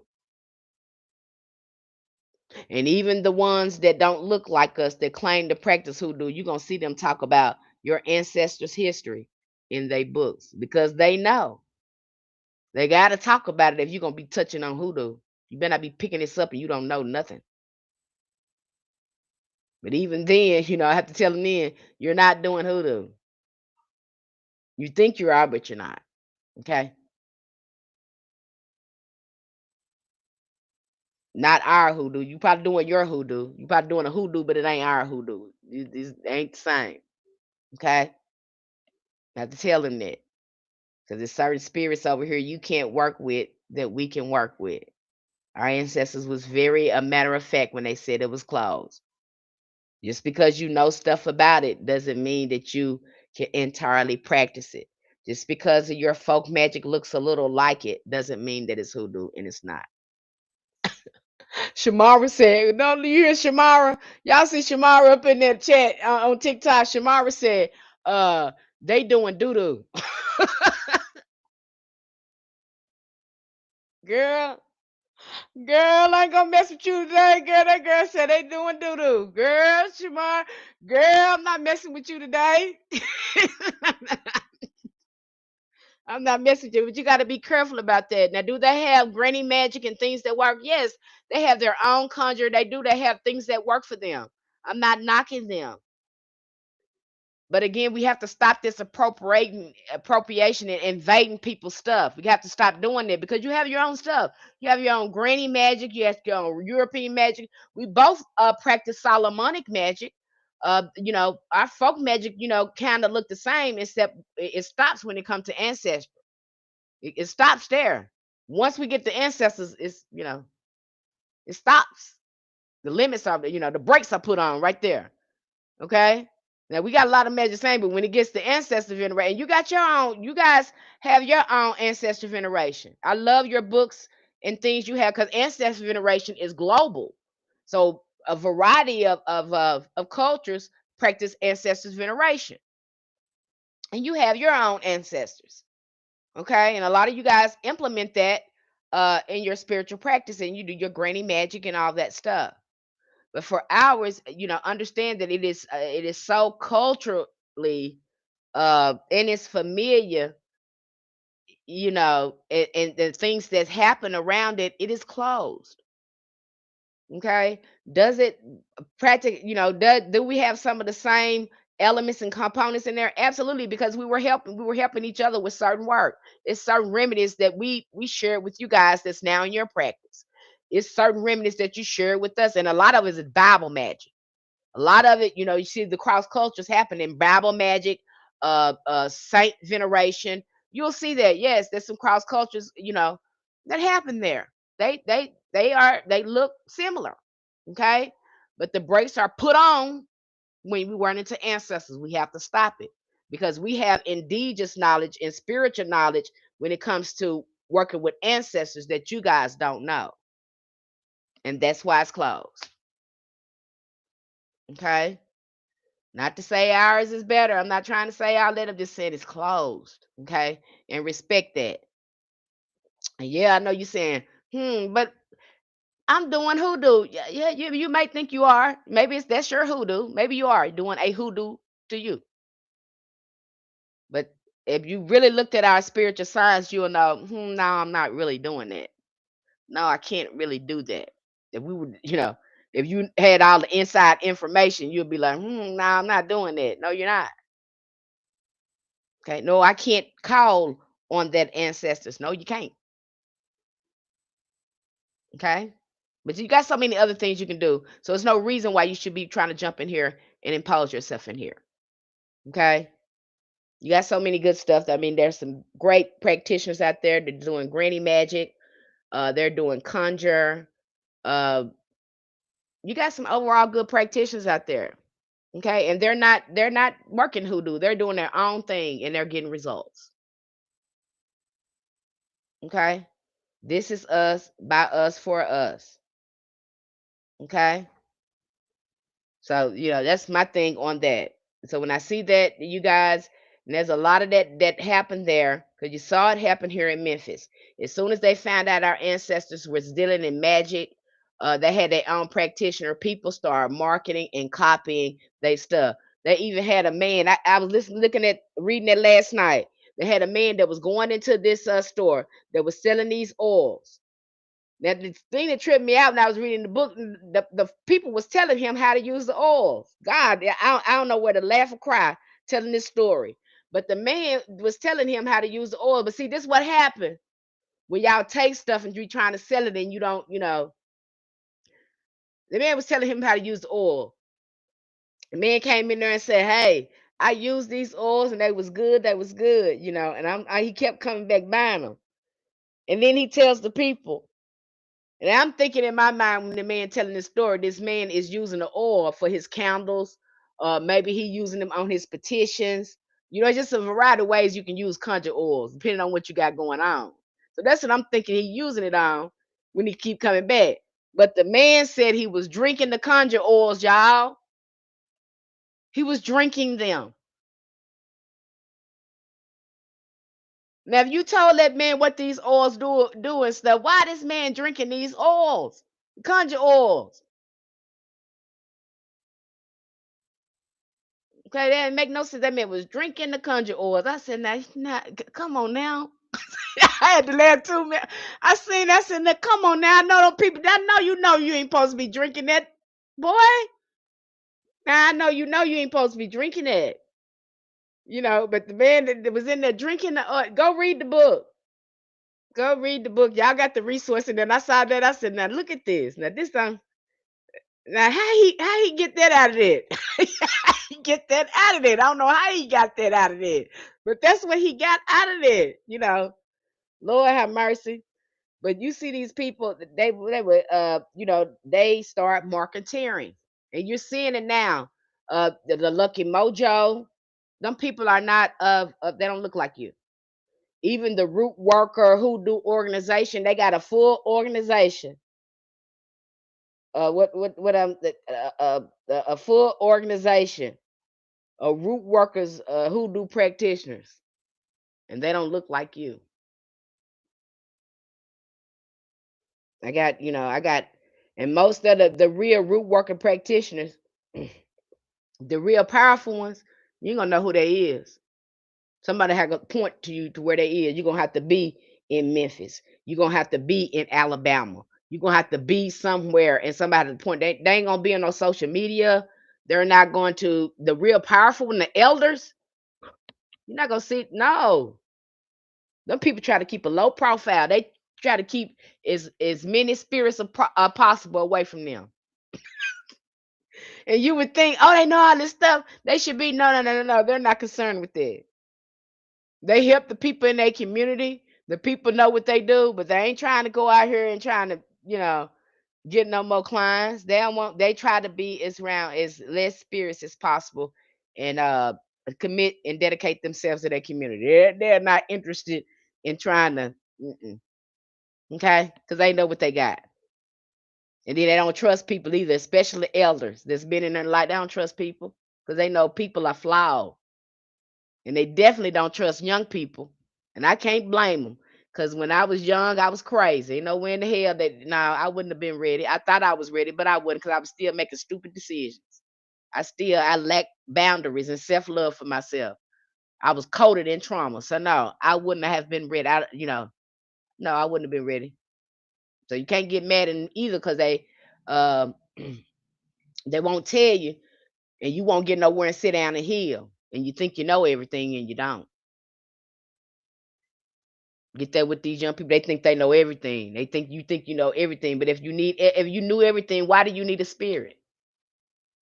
The only way spirit is gonna work for you, if you be like childlike. But if you think you know everything, you egotistical and all this stuff, spirit ain't gonna tell you nothing. The spirits ain't gonna be working with you. You can't teach nobody nothing and know everything. You can't. Okay? You have to be like a child with these spirits. You can't come in there with no fluff and think you all powerful and all that kind of stuff. No, that has no place with them. You have to go in childlike, especially with your ancestors. That ego stuff, it has no place with them. They can see right through you. So, sensing you going there faking and fronting with them. You better go in there with some sincerity and the right heart and good intentions. I always cry to my ancestors saying, I'm just a baby. I know that's right. Because you is just a baby. They know you are. Okay. I'm often telling mine, please, I don't walk as fast as you. Please help me. If I don't keep up, have mercy, have grace, compassion on me. Okay. Tell them that because you don't know, you ain't on the other side. You don't know what's going on over there. You don't know. You trying to get to know. You don't see what's going. That's why you need some friends over there. Okay, so you can see that stuff. You can get some stuff shaking and moving on inside. When you going in there thinking you know everything, you're gonna get yourself messed up. Especially if you go over hoodoo and think you supposed to learn it all overnight, you're gonna get yourself messed up. This is a way of life. Your practice grow as you grow. It's no contest, it's no race, ain't nobody better than somebody else. Stop comparing yourself. Your magic is going to look different from other people's magic. Everybody got a gift and a niche in their own magic. Stay focused on you and what you can do. That's it. Don't be trying to keep up with nobody else. Don't be trying to, are you doing yourself a disservice? Don't be trying to do what they do. You got your ancestors got their own magic for you. Work for you just right. There's no reason to compare. There's no reason to think somebody better than you or they're more powerful you. It is just not so. Take your time with that. This is not a race because the more you take your time with it, the better you're going to be. The faster you go, you're going to be missing steps and crossing yourself up. I'm telling you that now. It's better for you to take baby steps, get to know your ancestors. It's going to be rewarding because what you're going to find out when you start healing and taking your time, you ain't going to hardly have to do no damn magic. That's what's going to trip you out. That's what's going to trip you out. When you be consistent on your ancestor veneration and healing yourself, you more focused on that, you will find out that was the problem all the damn time. That was the problem. Okay, the spell didn't work because you didn't do that. But once you start healing and get close to your ancestors, you're gonna look up and like, what kind of spell do I need to do? I done fixed my whole life. I done healed my whole life. Now what goals do I want to work on now to grow myself? You will be looking for stuff to do. Okay? Good evening. You're right. Come humble and willing to learn. Okay? You'll find that's what need and that's what when people come to me with want a tarot reading and they think they need to do some magic, I said, no, no, no, no. You need to heal this. If you heal this, you won't have to do that. This is the problem. And you can see them too not wanting to do it. This is something they're trying to do the magic to avoid doing the work. And that's what people do, and it doesn't work like that. You're gonna cross yourself up every time. A lot of people do magic to avoid doing the work. And some practitioners has they have approved this kind of thinking because they'll go ahead and do the work. No, no, no, no, I'm not gonna do that for you. When I know you need to get somewhere and sit down and love on yourself, that's all your problem is. You don't need this man. You need to go over there and love. I'm gonna tell you that, and I'm not gonna recommend no love spell. You do that? No, I'm not, because I know you ain't gonna do nothing but go over there, get with that man, and start abusing yourself again. Start abandoning yourself again. Start letting somebody do. I already know what you're gonna do, so I'm not gonna tell you that. And that's not what your ancestors want for you. Some of you guys are doing stuff and your ancestors don't want you to do it. But you're gonna do it anyway. And then you want a lot of you want us to show you spells, but why would we show you something like that when you don't want to fix yourself? When you just want to be raggedy. You want to use magic so you can continue your raggedy stuff. You can do that. You're gonna end up conjuring. I don't know how your life gonna be. Probably more raggedy and crossed up.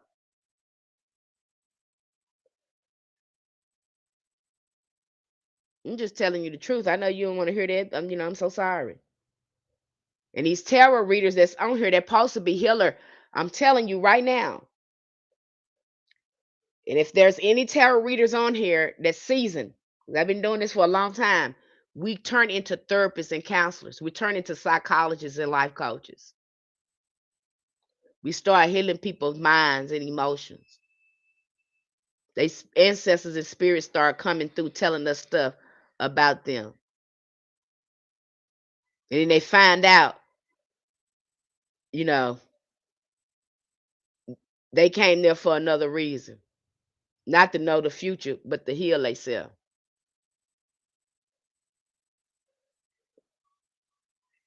Now I know what these tarot readers telling you now, oh, he cheating on you and all this stuff. That is superficial bullcrap.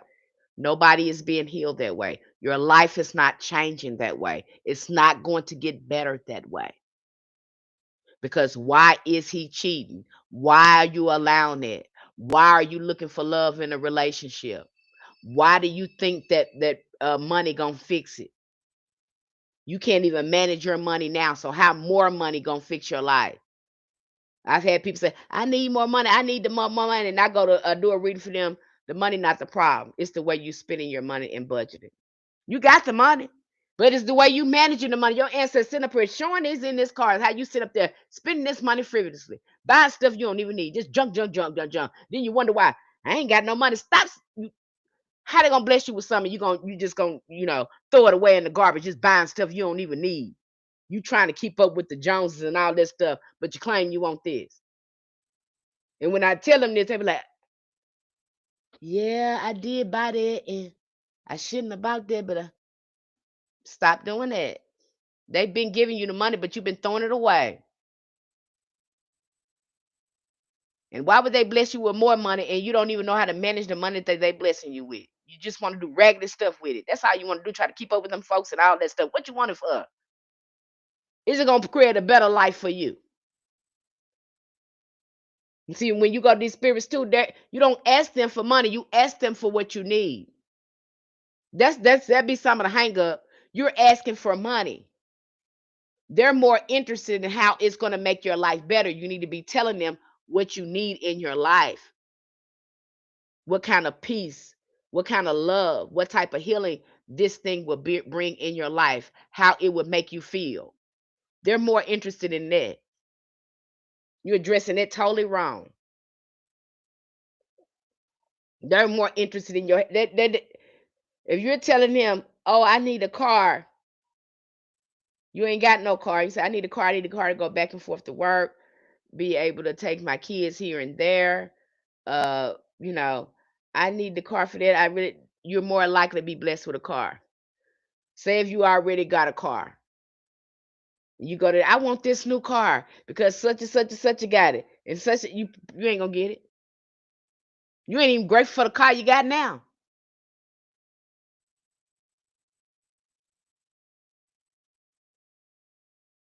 You ain't grateful for what you got now. You don't practice gratitude. And some of us have this hand out the spirit is gimme, gimme, gimme, gimme, gimme, gimme. That don't work like that. Oh, you gonna heal. And that's how it works. Once you start healing and you pray for something, that's how we just went over angel contact. When you start working with these angels and stuff, you may be asking them for to help you with a job or to help you with your career. And they might say, "Okay, let's work on your self-esteem." You ain't gonna put that together. You're gonna be like, "What? What that got to do?" It's your self-esteem. You can do anything you want to. It's your self-esteem that's stopping you from doing it, from embodying what you're trying to do. That's how they help you. They help you with your, again, you'll see that with the Orisha. What are you working with Oshun? You're trying to work with Oshun to, again, to embody that sensuality, to embody that femininity, to embody abundance. You have to become her, embody those characteristics. You don't get out of this. You don't get out of this. You do that with the angels, and you're gonna be doing that with the saints. You're gonna be asking, and they're gonna be working, they're gonna be telling you what you need to heal to access that. That's how it works, you guys. You think you need the money, but really you need to become the abundance. You need to become what you want, and you don't have those characteristics. And what these spirits do, they help you to develop. Again, people talk about alchemy and inner alchemy. That's when the inner alchemy starts. They'll teach you how to reach into these frequencies and manifest them in your physical realm by embodying them. Does that make sense? Okay, it's true. Blessings to be here in this in line. Okay. Okay, so that's how that works. And then you have some of these people that say the stupidest thing come out their mouth. If these spirituals ain't rich, I wonder why you rich. What you doing? Because you doing some stuff you ain't got no business doing.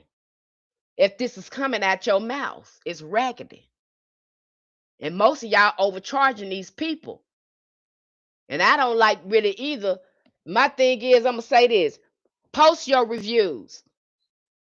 Because if you truly helping people, people is gonna be in your box. They're gonna be talking about the experience. I don't want to hear nothing coming out your mouth. Post the reviews. Let your most of our ancestors, they let their clients and customers speak for them. They post the review. They let the customers and the clients is the one told them they was the worker. They didn't call themselves that. It's the people that call them that. If you got to name yourself, then that's not who you are. But when the people give you that title, that's what holds rank. You're not gonna looking for a title. You're gonna come in here with it because that's what people gonna call you. If you're doing the work, you'll be. Hey, you ain't got to talk about it. Sometimes I don't like talking about it. I just post the reviews there on my profile so you can see it. And I got so many reviews, I didn't accidentally delete it. I didn't delete because my email be full. I done accidentally deleted some of them. I just rather you just post it so you can see it for yourself. There's so many people lying here, lying around here. I just rather post somebody else's experience so you can see it for yourself. You can read the experience for themselves. Or they come in here and they say something about our hoodoo course or an experience they had or whatever. You know, I let people, you know, my thing for if they're talking like this, look, ask for their reviews, you guys, especially if they're charging these ridiculous prices for their services and things like that. Vet them, vet them, vet them. Look at their reviews. Are they posting their reviews? Are people talking about, let you want to see somebody else's experience? Okay. They should be having a lot of reviews. Okay. There should be a lot of reviews out there on them. If they've been doing it for a long time. And they should be affordable. If they not affordable, then it is a red flag. If they telling you you got curses on you and all this stuff the first time you see them, red flag. Okay, review them like you buying a product from Amazon. Read the reviews first. Okay, yeah.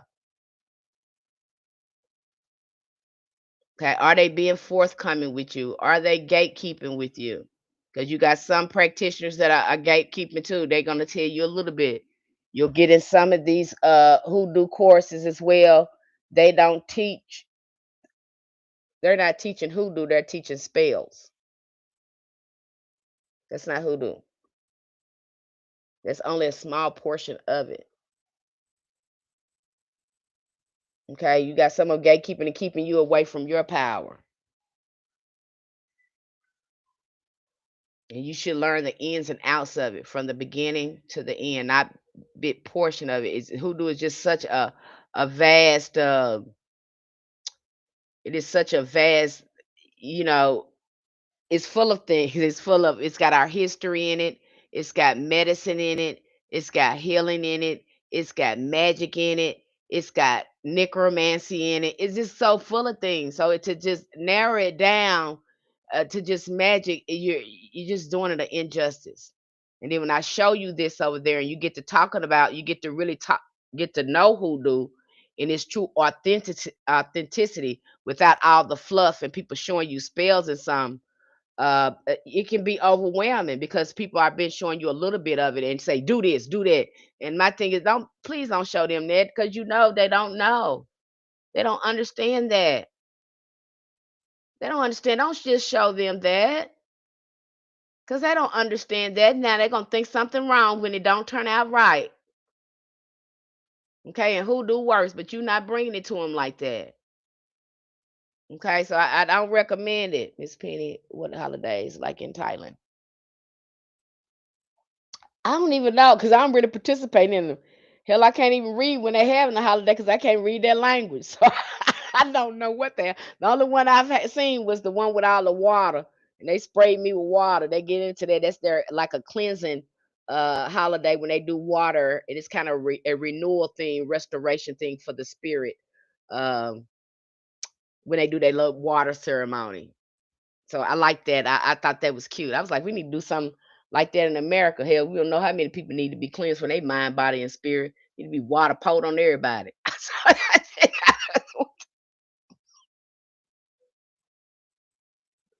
Y'all know how I think. It was up to me. I'll walk around with a bottle of Florida water, like it was ant spray, bug spray, spraying folks. That's how I would do it. Cause these folks don't know they need to be sprayed. They need to be baptized or something. They need a spiritual bath. They don't know they need it. Hell, I be around here spraying folks. They be like, hell, why you spraying me? Hell, cause you need it. You didn't know you needed it. I'm helping you. Gonna need water hoses. You know what I'm saying? That's how I feel like that'll be a great holiday instead of fireworks. You see, they don't use fire. I think it's something like the Independence Day. Instead, all them get water guns and they pour water, shoot water guns on each other. And honey, they trip me out, honey. They be in the back of their cars and people was throwing water on me. I mean, everybody be wet. It just wet. It be everywhere. Water be everywhere. And they had these big old, big old water guns, and baby, they be shooting you with them too, and throwing water balloons at you, and throwing cups of water on you, just water. And it's a and when I was reading about the ritual, it was sort of like a cleansing thing. It's like a spiritual cleansing ritual that everybody makes it fun. Everybody is lighthearted. Everybody's laughing. You know, it's a beautiful thing once you, now I like that experience. That was a beautiful experience. But you're gonna be wet. You're gonna be wet all day long. And don't get mad because you're gonna have people you don't even know you shooting you with water guns and pouring water on you. Don't get mad. That's just what it is. Okay. I'd rather have that than somebody shooting fireworks at me any day. Okay. Well, I remember doing that in the projects as kids. Yes. That's the name of it. Sangran. It's their new year, nothing but water everywhere. Yeah, and water is a representation of renewal, restoration, and cleansing. That's why they do that. But yeah, it's fun, and everybody gonna be throwing water and they just be talking to y'all. I got a lot of interaction that day for some reason. And I was walking down the street and he said, ma'am, he said his little happy, what's the name? And he started shooting me with the water gun. I said, damn. I just smiled and laughed. And I went on down the street. I was walking down the street trying to get to 7-Eleven.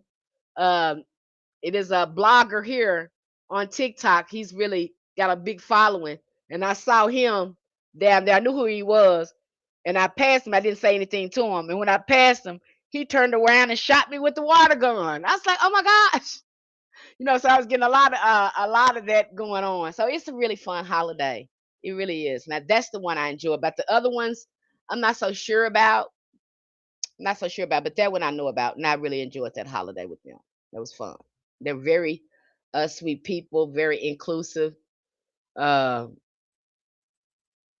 they're always smiling. It's called a land of smile. Thailand people are always smiling. Even when I get stares at me, they'll stare at me, and then when I look at them, they smile.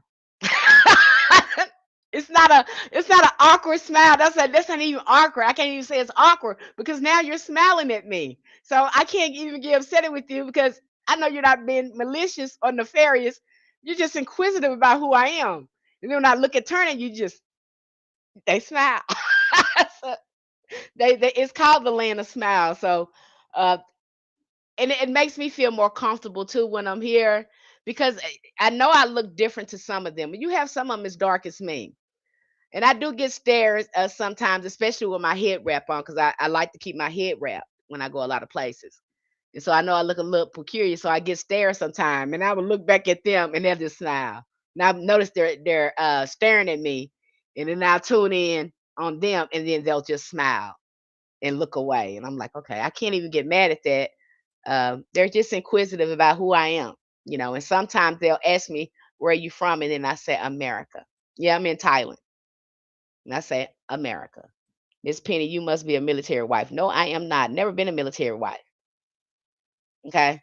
They're very sweet people. A lot of them are very sweet people.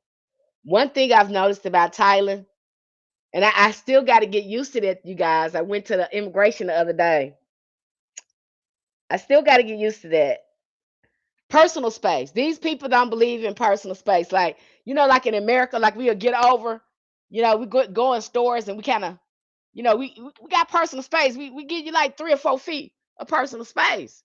Tyler, no, no, no, no. And I don't know if it's just because they're so small and they're so small and they just ease in and out of things. But that be driving me crazy because I'm like, you're in my energy field. Get back, get back, get back. I can't get used to that. I can't get used to that. And so it's a common thing. They're used to being, personal space is very minimum. They believe in minimum personal space. They don't mind about walking all up on you and stuff. They don't care. They don't care about passing you and doing that. They don't care. Hey, Miss Penny, was you talking about the ancestors and my light start blinking deeply in loving? What does that mean? I don't know what that means. Okay. So I mean it tripped me out. It trips me. I can never get used to the personal space. And then you saw that in the immigration office the other day. It was this Chinese man came in there because he looked Chinese. I don't think he was Thai. Him and his wife had came in there, and the lady that he was having a small altercation with, I think maybe she was some type of European. She could have been Russian. But anyway, him and his wife, he was an older Chinese man. He reminded me of one of my uncles and my grandpa.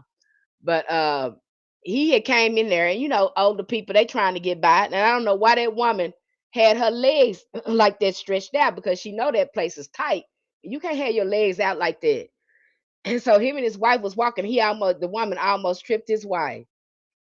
Boy, that Chinese man, he tickled me. That man went off. I ain't understand what he was saying, but I know he was going off. He looked at that woman. He said, he started going off on her. And his son was trying to calm him down. Was like, and I'm like, let it go. I'm saying to myself, let it go, let it go. Don't interact with her. And you could tell, she was kind of embarrassed because she wouldn't interact with him, and he couldn't keep his eyes off her. He kept getting mad because she almost tripped his wife. And honey, he was still going out. He was still he was still going out. And I looked at him. I said, let this baby let it go.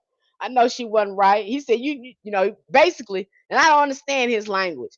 But I know he told her to keep her legs inside that thing and stop doing that. You know. And I'm looking over there at her, I say, why would you put your legs out? There ain't nobody doing that but you. And these folks got to walk through here. Why would you have your legs out like that? And these folks is, they older than you. So if they fall and that woman hurt herself, she ain't gonna heal as fast as you. You know, I kind of saw what the Chinese, the older Chinese man was saying. He had a point there. Although I couldn't understand nothing he was saying, I understood what he was saying. I don't even know if that makes sense. I think I'm becoming telepathic now, being around people I don't understand, so I have to read a lot of body language there. I asked them what to do, then like got quieter. Makes sense. I think I can telepathic now when it comes to that. Understanding them, reading body language and facial expressions and things like that. So, and I think that happens too with a language barrier. It probably is heightened other senses, you know, heighten my other senses. I don't know, you guys, but that's definitely my experience at immigration the other day. Okay, as William Ferris observed in Blues from the Delta, blues singers were often associated with folk belief, voodoo, because their music functioned like a charm, granting them influence and magnetism. Okay, that's what blues music is. You seen that movie Sinners where you see all those ancestors and stuff come in that club and everybody ancestors is in there. That is what our music do.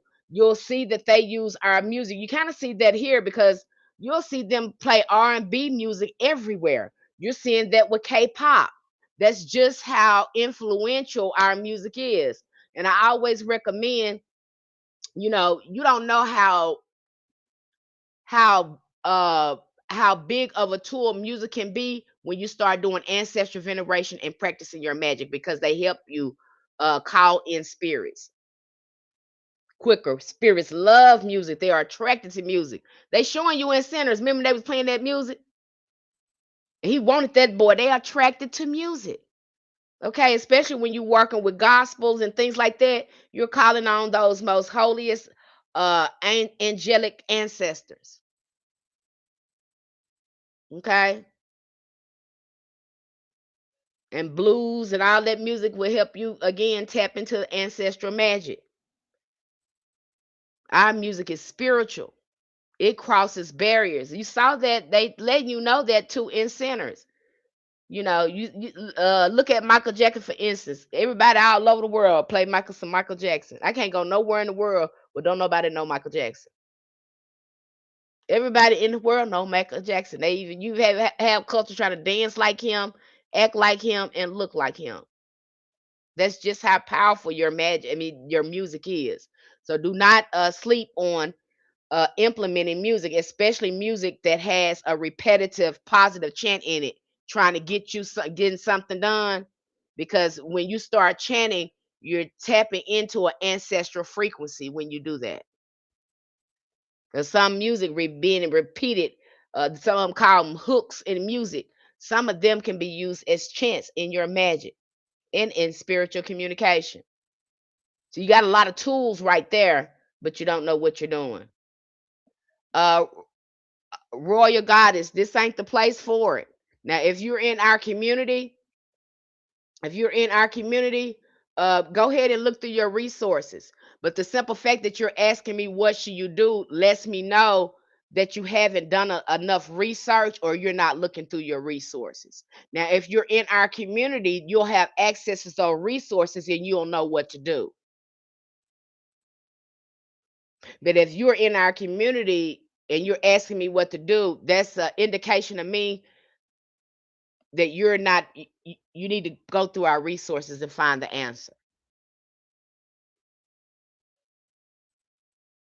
Okay.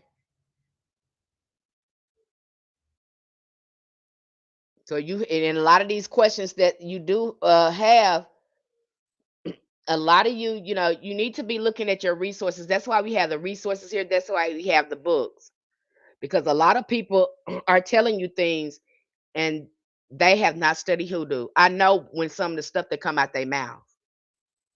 They have not sat down and read a book. They have been listening to people tell them stuff. That's why I say stop talking to people. Stop doing that. You're gonna get yourself crossed up. That's why I have to sit you down and slow you down and put a book in your face. And some of you don't like to read. And some of you I try to give you an audio book or tell you uh listen to your book so you can get an app where it reads the book for you. Do that if you know you're not a strong reader. Okay. But again, to reprogram your mind and put right information in there, you need to see these things for yourself because that's how the mind operates. The junk that's in your head is all the stuff that's people telling you. And even when I'm telling you stuff, I'm not just going to tell you, I'm going to give you the resource so you'll see for yourself, not making this up. I'm saying this because I've studied it. I follow the ancestors. I don't follow people. So when I'm telling you something, it's because I've listened to the ancestors. It ain't because I got it from another person. Now, if I see another person confirming what I just, what the ancestors have told me, then I'll post it, showing you, hey, I'm not the only one. This is real.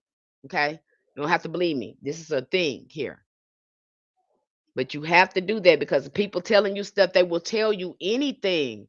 I'm telling you, this world focuses, it runs off manipulation and deception. There's another reason why their religion is so important. Religion is all about deception and manipulation. So why would you think getting up in there, that's not going to be up in there? That's why I like hoodoo. Hoodoo ain't got that in there. I'm gonna give you the real raw, whether you like it or not, I'm gonna give you the truth. It's up to you to accept it and make it work for you. Ain't no religions here. That's why I have to tell you that. And people want to jump in to another religion. You're jumping into one frying pan into another because all of them got their gatekeeping. They all got, people are flawed. They all got their own intentions with people with that. Okay. And so, too, and then this is the age of watch a video, learn it from a video. Let me teach you from the video. I can tell you now, your spiritual walk is unique to you, and it's about your experience. No person has the same experience. And in order to really gain a full understanding of hoodoo or any magic of that matter, you have to sit down and read. I don't know a practitioner or anyone who's not sitting down with a book or something in their face. Yeah, they may watch videos or whatever, you know, and to understand things or whatever, but for the most part, most of the juicy information you're gonna need to know is gonna be in the book. It's gonna be written down somewhere. Okay. Now, if there's a seasoned practitioner that want to share information with you, which I come here and do, I try to, and share as many, tips with you that'll help your work, then I'll do that. Okay, but you're gonna have to slow it down. I know you think you can learn from these people, but I'm telling you, I can tell these people ain't been reading no books. They've been doing stuff they see on here. They don't know what they doing. They don't know what they doing. They woke up during COVID and didn't have no job and thought they can do this and don't have any experience and they're doing this and they don't know, and y'all letting them work on y'all read, y'all getting y'all engine, all this stuff. I mean, I'm just telling you the truth. And these are the ones that got the biggest following, the most beautiful, because y'all love beautiful people. They don't have to know a damn thing. Then you got the people up here that they talk real fast. They can talk a real game. Armand Johnson done the same thing. And look where we at. Armand Johnson talk a good game. Where is the school? Y'all love that though. You love people that's eloquent. These people are highly manipulative. These are the sociopathic people that can talk a good game and all that stuff, but you love this. It's so concerning to me because the masses love the superficial crap.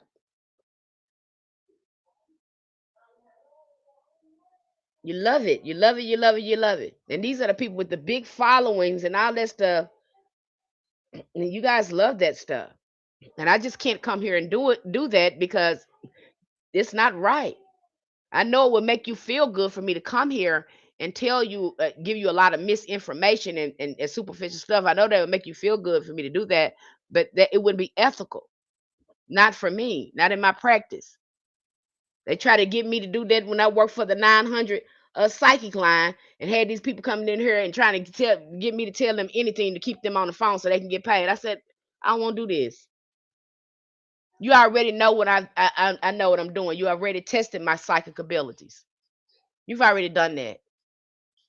Now you're telling me to compromise my gift for you. Now I have to walk away from the table. You don't want these people to heal. You want to give them superficial lies. You want to keep lying to them, keep them coming back. Because they're paying $3 a minute or whatever. No. And I can't even finish giving the people, healing the people, helping the people because you couldn't disconnect the call. So now I don't want to do that. Okay? That's how a lot of these psychic people making their money. Ain't nobody getting healed over there. They try to get me to come back and work for them. I said no. Because you starting that corporate bull crap. That's what you're doing. That's that corporation bull crap. You using something beautiful to do something ugly. That's what you're doing. And I'm not doing it with you. Okay. Okay. I'm gonna keep it real with you because a lot of this superficial stuff, and then they come up and they make up stuff. They got Chat GPT talking on the thing for them. I'm like, if you don't got nothing to say, just be quiet. You don't got to be talking. Some of these social medias make you think you got to be on her all the time. You don't have to be. If the spirit wants you to sit down, sit down. I don't post. I don't post all the time until the ancestors give me a burst of information. They know when they want me. You'll see me, and that's really how it works. I don't know if anyone else works like that. When you work with these spirits, this how it works. You're asking to do something. You may not have the energy for it, and then all of a sudden, inspiration or creativity will hit you, and bam, bam, bam, you get it done. You don't know where it came from, and then you sit down. That's usually how it worked for me. Okay, when you ask them to do something, these creative ideas, these inspirations will come through. They'll give you something to do, and then you'll sit down. Okay, then you're recharged, and then they'll put you on something else. But they don't have you um, leaking your energy like that all the time because you need to be quiet. That's why you got one mouth and two ears. You're supposed to be doing one, then you do the other. And you have some of them, they talk a good game, just like a car salesman. Or my Johnson did the same thing. You seen a lot of these brothers, and they talked about that in the ATRs. One girl was talking about, she said, at Atlanta, you're gonna find a lot of ATRs and all these people. It's not even spiritual no more. Now turned into a flop house where everybody just in the bed with each other. It ain't even spiritual no more. And then my thing too with men too, and I'm not trying to be mean. You need to look at your shadow work because again, your shadow work in your history is, you guys have a issue. You have a problem with going in corrupting the spiritual sciences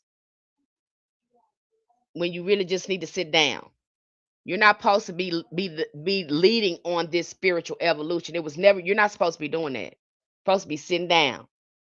It's alarming how many of you are becoming babalos and you're misusing that.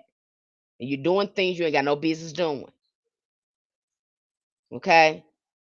And you have a history of doing that. You go look at your book. I keep showing that to you. You ain't supposed to be, you supposed to be learning, supposed to be leading nobody to nothing. You ain't supposed to be giving nobody no spiritual guidance. Really, just tell the truth about it. You ain't supposed to be, you supposed to be again perfecting and mastering yourself, going to a high frequency and tapping into your divine feminine. Why you keep on avoiding the your emotional side, your creative side. That's what you're supposed to be doing. Not be trying to use this to rule over other people and get in other people's pants and stuff. Give you some superior complex. Because see, you have a problem when you start trying to do this.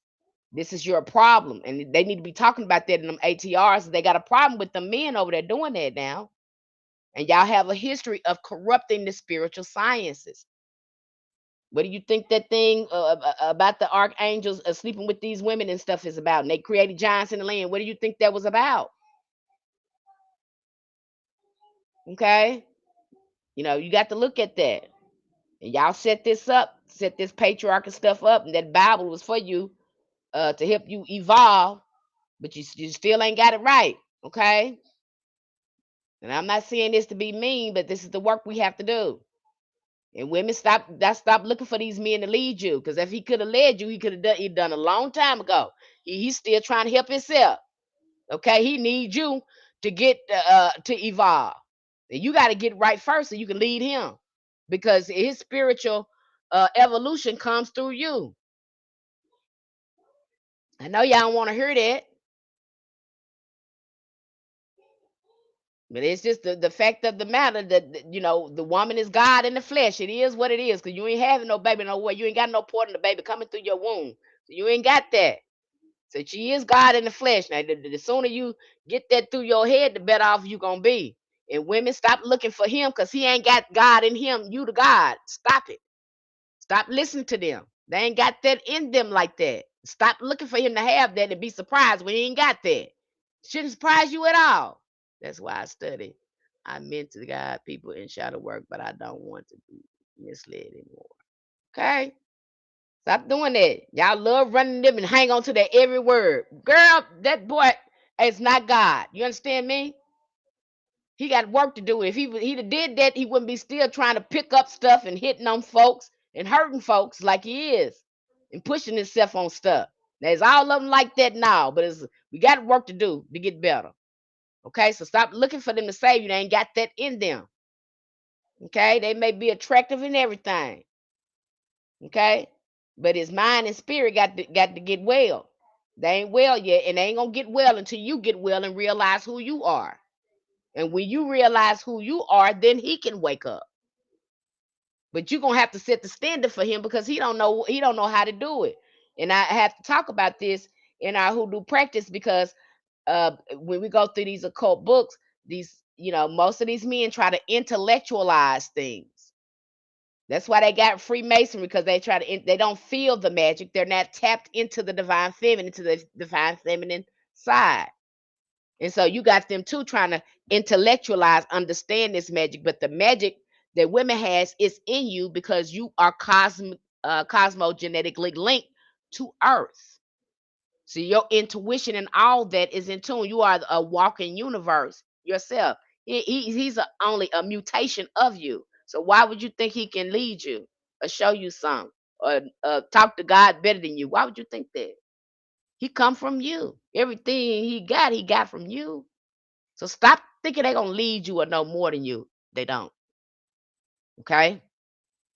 They got to deal with that. Their job is for us to help them tap into their magic. Okay?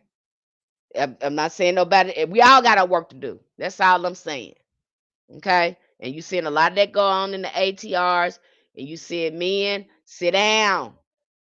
Stop trying to lead these women and then get them in there, and before you know it, they in a poly relationship, and it's just raggedy. It just be raggedy stuff going on. Okay? And you know it.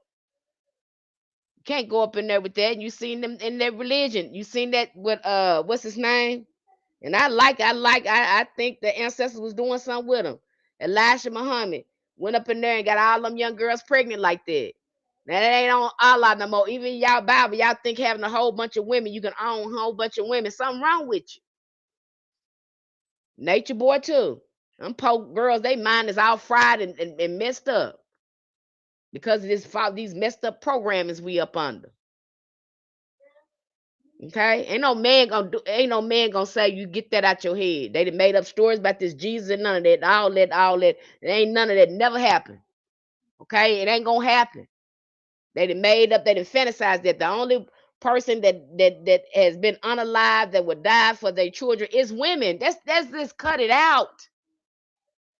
Daddies ain't sticking around like that. Why you think they have mama's baby, daddy's maybe? A lot of daddies ain't sticking around like that.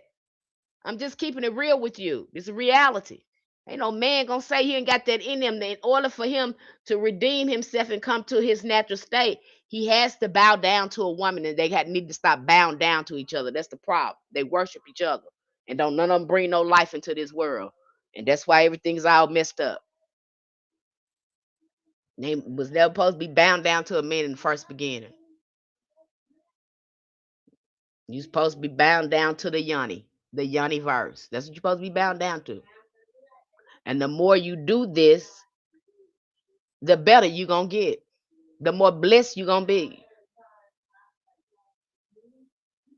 Because all the blessings and abundance come through the woman.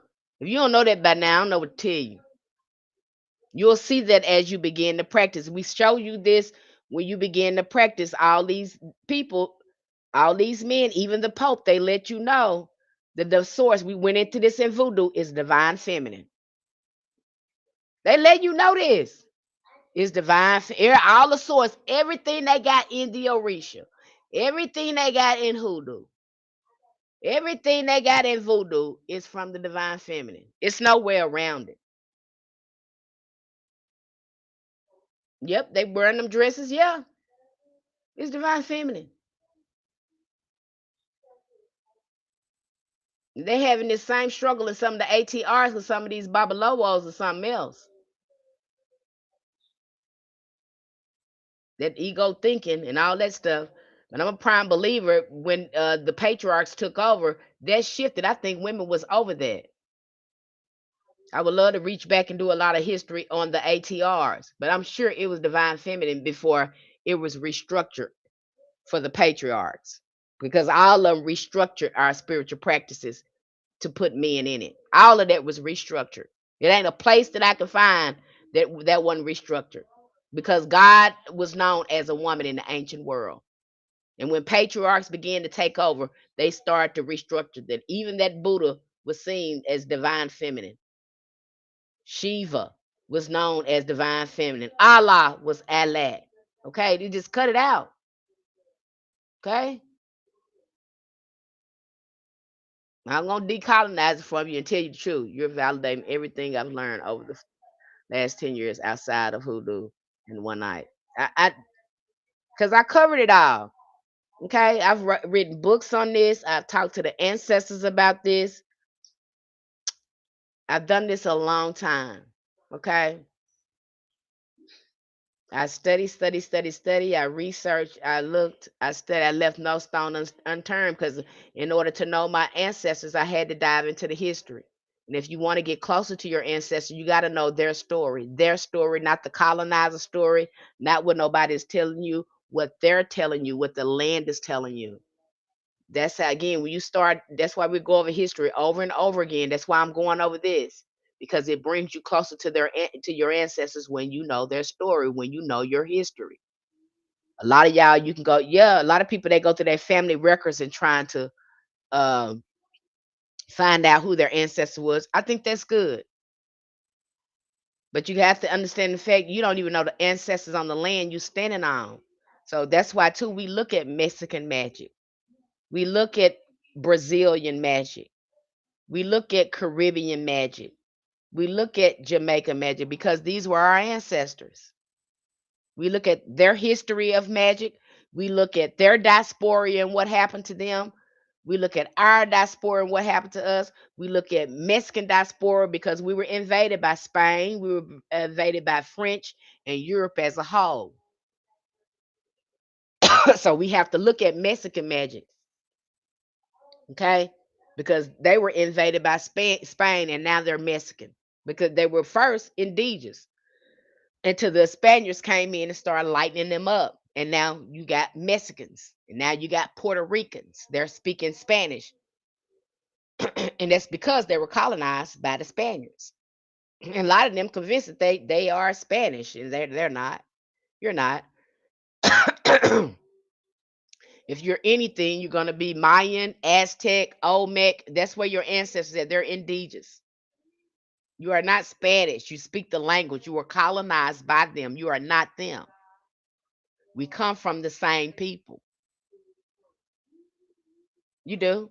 You're gonna find, you'll see that in Mexico. They call a lot of them people down there, oh, they came from Africa. Them people Negritos, they've been there. Them people been there. Stop saying them people come from Africa and repeating that, because there's, you got a lot of them white looking Mexicans repeat that stuff.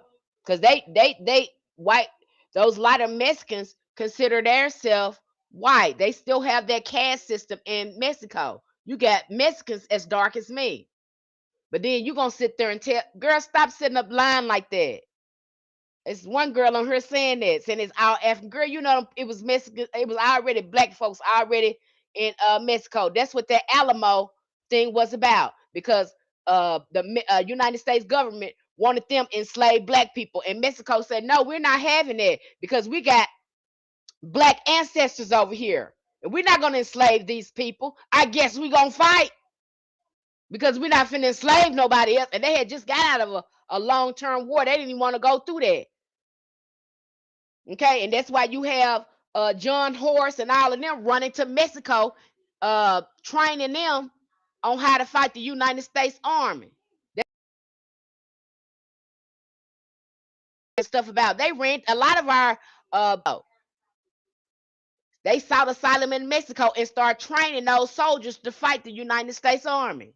Yeah, they're gonna tell you what the real Alamo was about. But if you talk to somebody that's in Mexico, They're going to let you know that was about what that was about. They told the United States, we're not finna enslave our ancestors. They dark too. We're not having that over here. That's why Mexico ain't a part of the United States.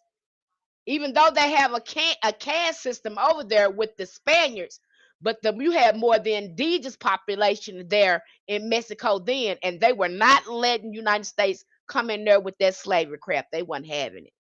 You go read the story. I'm not making this up. Anybody that know this story and they from Mexico, they gonna tell you about the same thing I'm telling you. I'm in Texas and have never heard this damn. That's what the Alamo was about. They lying to you. That's what John Horse and all them, they had to run up into Mexico and they sought asylum. And them Mexican people, they said, okay, and they knew John Horse. He was hell of a hunter. You had a hell of an ancestor. This is what the Gullah was and stuff. They lied to you, baby. Okay. And the Mexicans said, okay, because they saw John Horse. It was a small army of them, a small handful of ancestors that was defeating the United States Army. They couldn't figure it out. They was like, damn, why these people? I mean, ain't nothing but a handful of them. And they whooping our ass. They whooping their ass. You understand me? They say they don't understand it. They was using guerrilla warfare. They knew the land. Ain't nobody from Africa can defeat somebody and they don't know the land. But John Horse, them, they knew this land. They knew that land. They were defeating the United States Army. Finally had to give up, and they end up hiring John Horse to train their soldiers. Yes, they did. They hired him to train the soldiers because he was keeping our people alive. He was keeping a lot of people alive, and they fled into Mexico. It's a hell of a war. I don't see how they left that out of the history books. They had to give him honors because they couldn't, and it wasn't nothing but a small hand of them, and they were defeating the United States Army, whooping their ass. You hear me? Handing it back to them. They were not playing with them, and John Horse was not playing with them, and he was keeping them people safe. Now you go do the research yourself. They keep that out the book, but that's why. And we the same people now. Now if we wasn't the same people, and there wasn't black people in there, how come the Mexicans told them, United States, you ain't coming up in here enslaving nobody, not up in here. We just got out of a war. I think they had just got out of a war with Spain, if I'm not mistaken. Not coming up here. I guess we'll go to war again. They went to war again. Because you ain't coming in here with that. We ain't going to enslave our ancestors. Okay, and John Horse, and they gave John Horse asylum. So again, you got Negritos in there, dark is in there. They don't, them folks don't, some of them folks don't come from Africa. That's just a made up lie. Okay, some more colonizer bullcrap. Just like I showed you on that Black Panther thing, they showing the Mayan people in that show, Wakanda 2, looking like a Spaniard. When you know them folks was pre-Columbian civilization, them folks is black as me and you. So let's just cut it out. That's why I ain't like the Wakanda 2. I really didn't like Wakanda 1 because they switching everything around and making you think that the motherland is in Africa. No, the motherland is in ancient America. The pyramids in ancient America, all these artifacts are older than the artifacts in Africa. So let's just cut it out. These are made up stories. Okay? I have to give it to you like that. These folks is lying. And they taking you out of your power by saying you come from somewhere else and you standing on the power source right there. When you stand in America, you're standing on the ancestors. You're standing on the power. You running somewhere else that ain't got no power in it. All the power in the magic is in ancient America.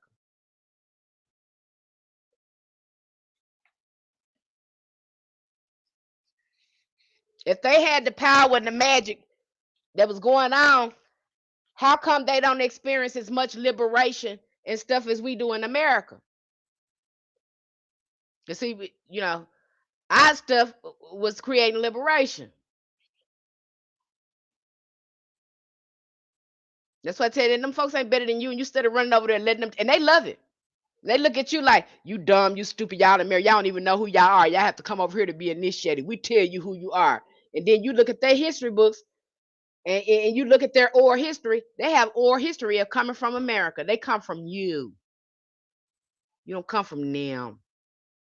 Got it in reverse. Everything they are is because of us.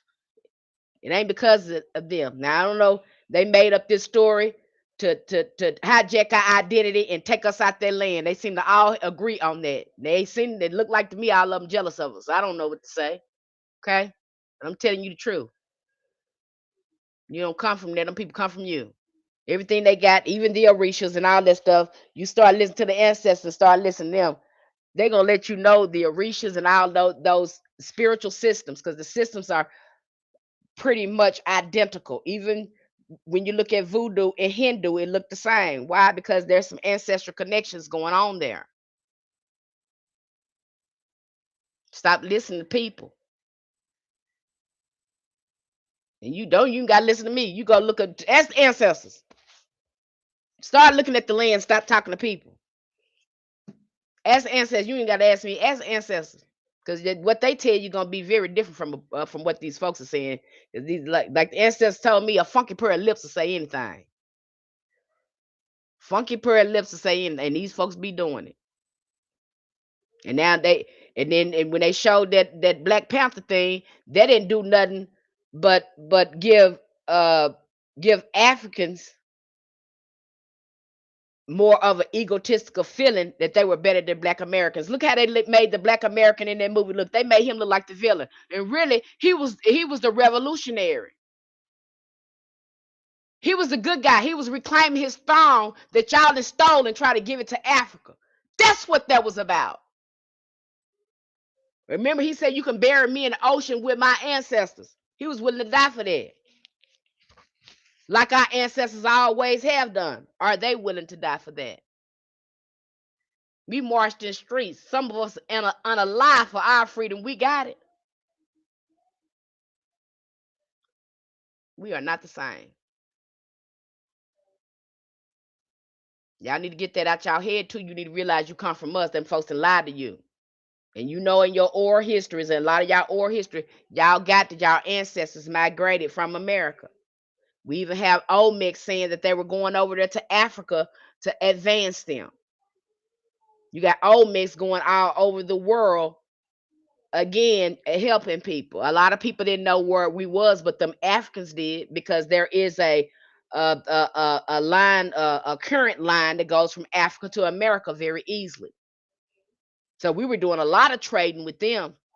But the Europeans, they didn't know where we was. That's why they had to get a black man to bring them where we were. We were going out to them. They hadn't perfected selling yet. That's why his ass got lost. You understand me? We're already doing this. Then he didn't know where he was. Not many people knew where the ancient ones was, because that land was too sacred. Especially not them. The only people that knew that was Africans, but again, even them, they come from us, because we were getting ready to advance that. They colonized ancient America first. They had perfected that first, and then they start going over there colonizing Africans and kind of bringing them in there. But it's not, they trying to say it's millions of Africans that came in there. No, it wasn't. Y'all breeded more slaves there because y'all was trying to change our DNA. But you can't do that. They can only be absorbed into us. How can we be absorbed into them and they come into America? That don't even make sense. How can now that make us African? Okay, they telling you the truth, right? And then they set up then when they made that movie Black Panther, they really made Black Americans look like criminals and bad. Look at how they had that boy playing that role like that, and that's how them Africans see us. That's what they showed them us. I didn't like that. You made him like a villain. You made him look crazy. You made him look like he was, look at that. And really, we are the true one. They sitting on, you see, he was sitting on his throne. That is your throne that he's sitting on. That these, because they have been colonized and they have been manipulated by white people. They even have the way they think like them. Because they're a very young race. They've been under trauma and they had time enough to colonize them. They think like the colonizers. They're nothing but colonizers with the same skin, a lot of them. Ain't nothing. Look at the Somalia people. You can tell them over and over again what black mean and all that stuff. They know what it means, but they will still keep the colonizer mind.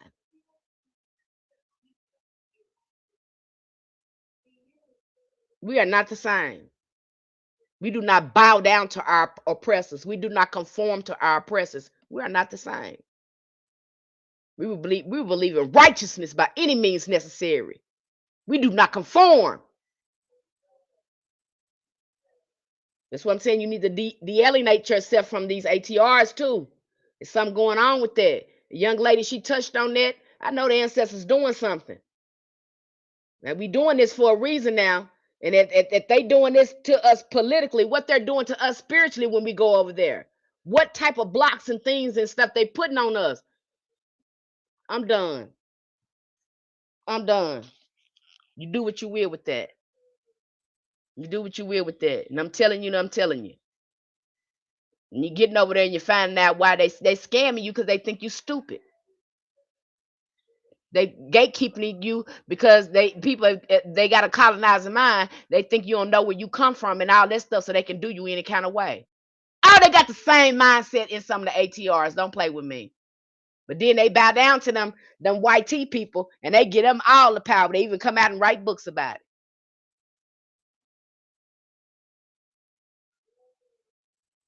You don't see that in hoodoo.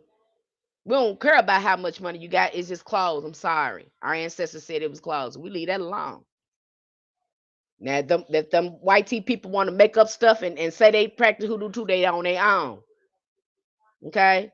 Thank you for that confirmation. I knew I felt I just couldn't understand why. Damn. Okay? They got that same, and you seen some of them come over there. They've said, some of the Caribbean people can be, biased towards them. Some of the Puerto Rican, the light skinned people will be biased towards them, Black Americans.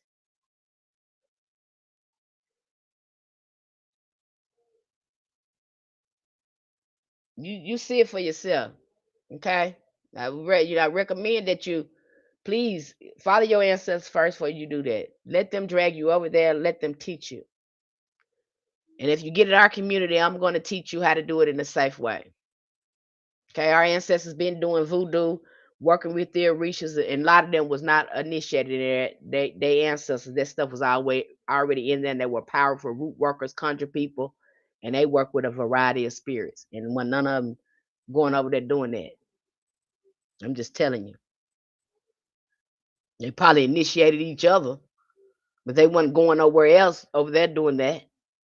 Okay, I'm just telling you the truth. I know this is not a popular truth. You probably don't even want to hear that, but I'm just telling you the truth. Okay. You sit down with your ancestors long enough, they'll probably tell you the same thing, probably been telling you the same thing, but you don't want to listen. You think you know everything and you don't. I did too. And they just absolutely tell me, girl, you're not from here. You've been here all your life. I said, but them people say we come from Africa. Girl, you ain't come from no Africa. You don't know nothing about that. You come from here. That's why you don't resonate with it. That's why when they start calling you, be like, nah, you don't feel it. We're not vibing with them. I know when they are folks. That's just like here in Thailand. I can tell when they're American. We know right off the back when we see each other. Africans do not look at me. They do not speak to me. I don't feel nothing there. There is no ancestral frequency going on with them. Now, when I see a Black American, you can feel the frequency. I was in the immigration the other day. Soon as me and this young lady saw each other, we knew we was American. We got to chatting in the line. We got to talking and everything. I said, oh my God. And I can feel the connection. I can feel the frequency with her. And come to find out, she was from Memphis and I'm from Arkansas. Two sister states. Yeah, I'm in Thailand right now. Two sister states. And you can feel the frequency there. You can feel it. I ain't have to tell her what it was. You know what I'm saying? She knew what it was, like we were on this same frequency. You just know it. I can pass them down the street, and I know when they Black American, they're gonna be like, "Hey," they're gonna speak. Then I speak right back. Hey, how you doing? How you doing? I'm doing all right. You can feel a kinship there. You don't feel that we're Africans. I know when I'm looking at an African because I don't feel nothing. I told y'all how about how the ancestors had me uh telling me when people was my in our family, I get this sort of feeling that comes over me. I can't describe it. I can tell when they're my family members, something comes over me. It awakens something in me. I can tell when they, and I don't even have to know them, but I know they some kin to me some kind of way. I don't know that happened to me a couple of years ago. I started realizing I can do that. I was in my young 20s. It's been in my heart to go to Thailand. You want to visit? It's a beautiful place, beautiful people. Okay, I want to stay here for a minute.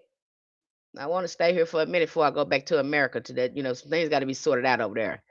As the public pressure against hoodoo increased, the church became the primary vehicle through which African American folk spiritually survived. The rise of spiritual church offered a socially acceptable structure that allowed conjure related practices to continue under religious protection. Spiritualism, spiritualism with this belief that the dead remain alive and active in affairs of the living, resonated deeply with hoodoo practitioners. It provided a legal communal framework where spirit communication and healing and ritual could exist without being labeled criminal or dangerous. Now, I don't know of any spiritualist churches that's still in Memphis. This was deeply in the South in Louisiana. They are the ones who start creating these spiritualist church.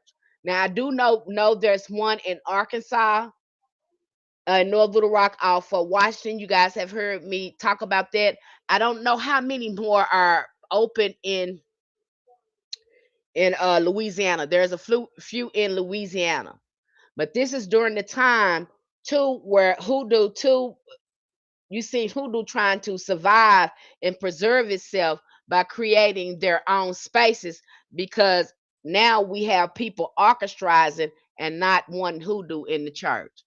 I have always felt guilty because I don't miss Africa the way I think I should. I have no feelings for it as a person because that's not your home. That's not where you from. That is not your folks. Like, all of them are from America. They are from America. Our ancestors went up there. We were getting ready to advance that place. Okay, we were getting ready to educate them and advance them until we were disrupted. That's why you have a pyramid over there. That's why you have a little Egypt over there, because compared to America, that's little Egypt. The real Egypt is America. We were getting ready to open up start an empire there and advance them before we were interrupted. Okay, we get ready to put the same thing in them that we got in us, and we didn't get an opportunity because we was interrupted, and now they're conformists now. Okay, they're conformists. And your folks ain't never told you nothing about Africa. The only thing our ancestors the only thing I've heard is we're Blackfoot Indian. I've heard nothing else. I've heard no stories uh, of uh, of Africa. Now that I look at these birth certificates, I think I'm black on my birth certificate.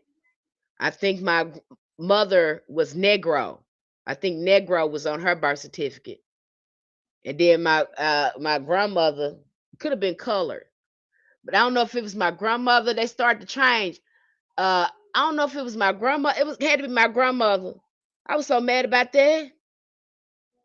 But they just outright called her Nigger on her birth certificate. I said, what the hell?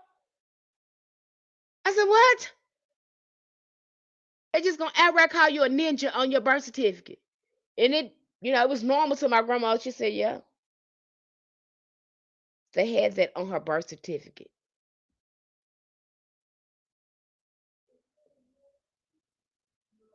Nigger. It pissed me off. But they were so numb to what was going on. The response, I was mad about it. My grandma was just like, that's what they called us. They were numb to it. They were used to it. She was like, this is what they called us. Those people are just not okay in the head. Okay. With the hard R. Yeah, she had that on her birth certificate. I was mad about that. I was like, what the I didn't know they put this on my grandma's birth certificate. I was mad as hell. I was like, no, they ain't put this. What the hell? I was mad. But she was just, she's like, yeah, that's what they call us. You listen, them people went through a lot. No wonder, they went through a lot. That's why I have to go through these stories and stuff. So, go through this stuff so you could understand their story and you will have a deep respect for your approach to your practice. Okay? This is ancestral. You can't have hoodoo without it. I don't see how you're doing that without it. I wouldn't be wanting to do it without it. I just wouldn't want to do that without ancestral veneration or guidance. Okay? So again, we see these spiritual churches rising. We seeing them, our ancestors trying to keep hoodoo alive. We got Louisiana and Memphis working together to keep hoodoo and voodoo alive. They open up spiritualist churches. Now I know in these spiritualist churches, I don't know how to. I haven't been in one in a long time, but I do know they got metaphysical churches. Metaphysical churches are different from the spiritual churches. Most metaphysical churches, you're probably going to see majority of white tea people in them. They have a church called Unity Church. Those what they call it, utilitarian church. I can't probably pronounce it wrong. Utilitarian churches. You'll see that they'll have some spiritualist components to that. In Catholicism, they conjuring up in there. I already told y'all what they doing up in there. Okay, them Hispanics and stuff, they never stop conjuring. They can't take that out of us. Okay, they still doing that in the church. Yeah, that's the name. Unitarian. That's the name of Unitarian. Now they do a lot of spiritual stuff up in there. Okay, so a lot of them is hiding up under those names as well.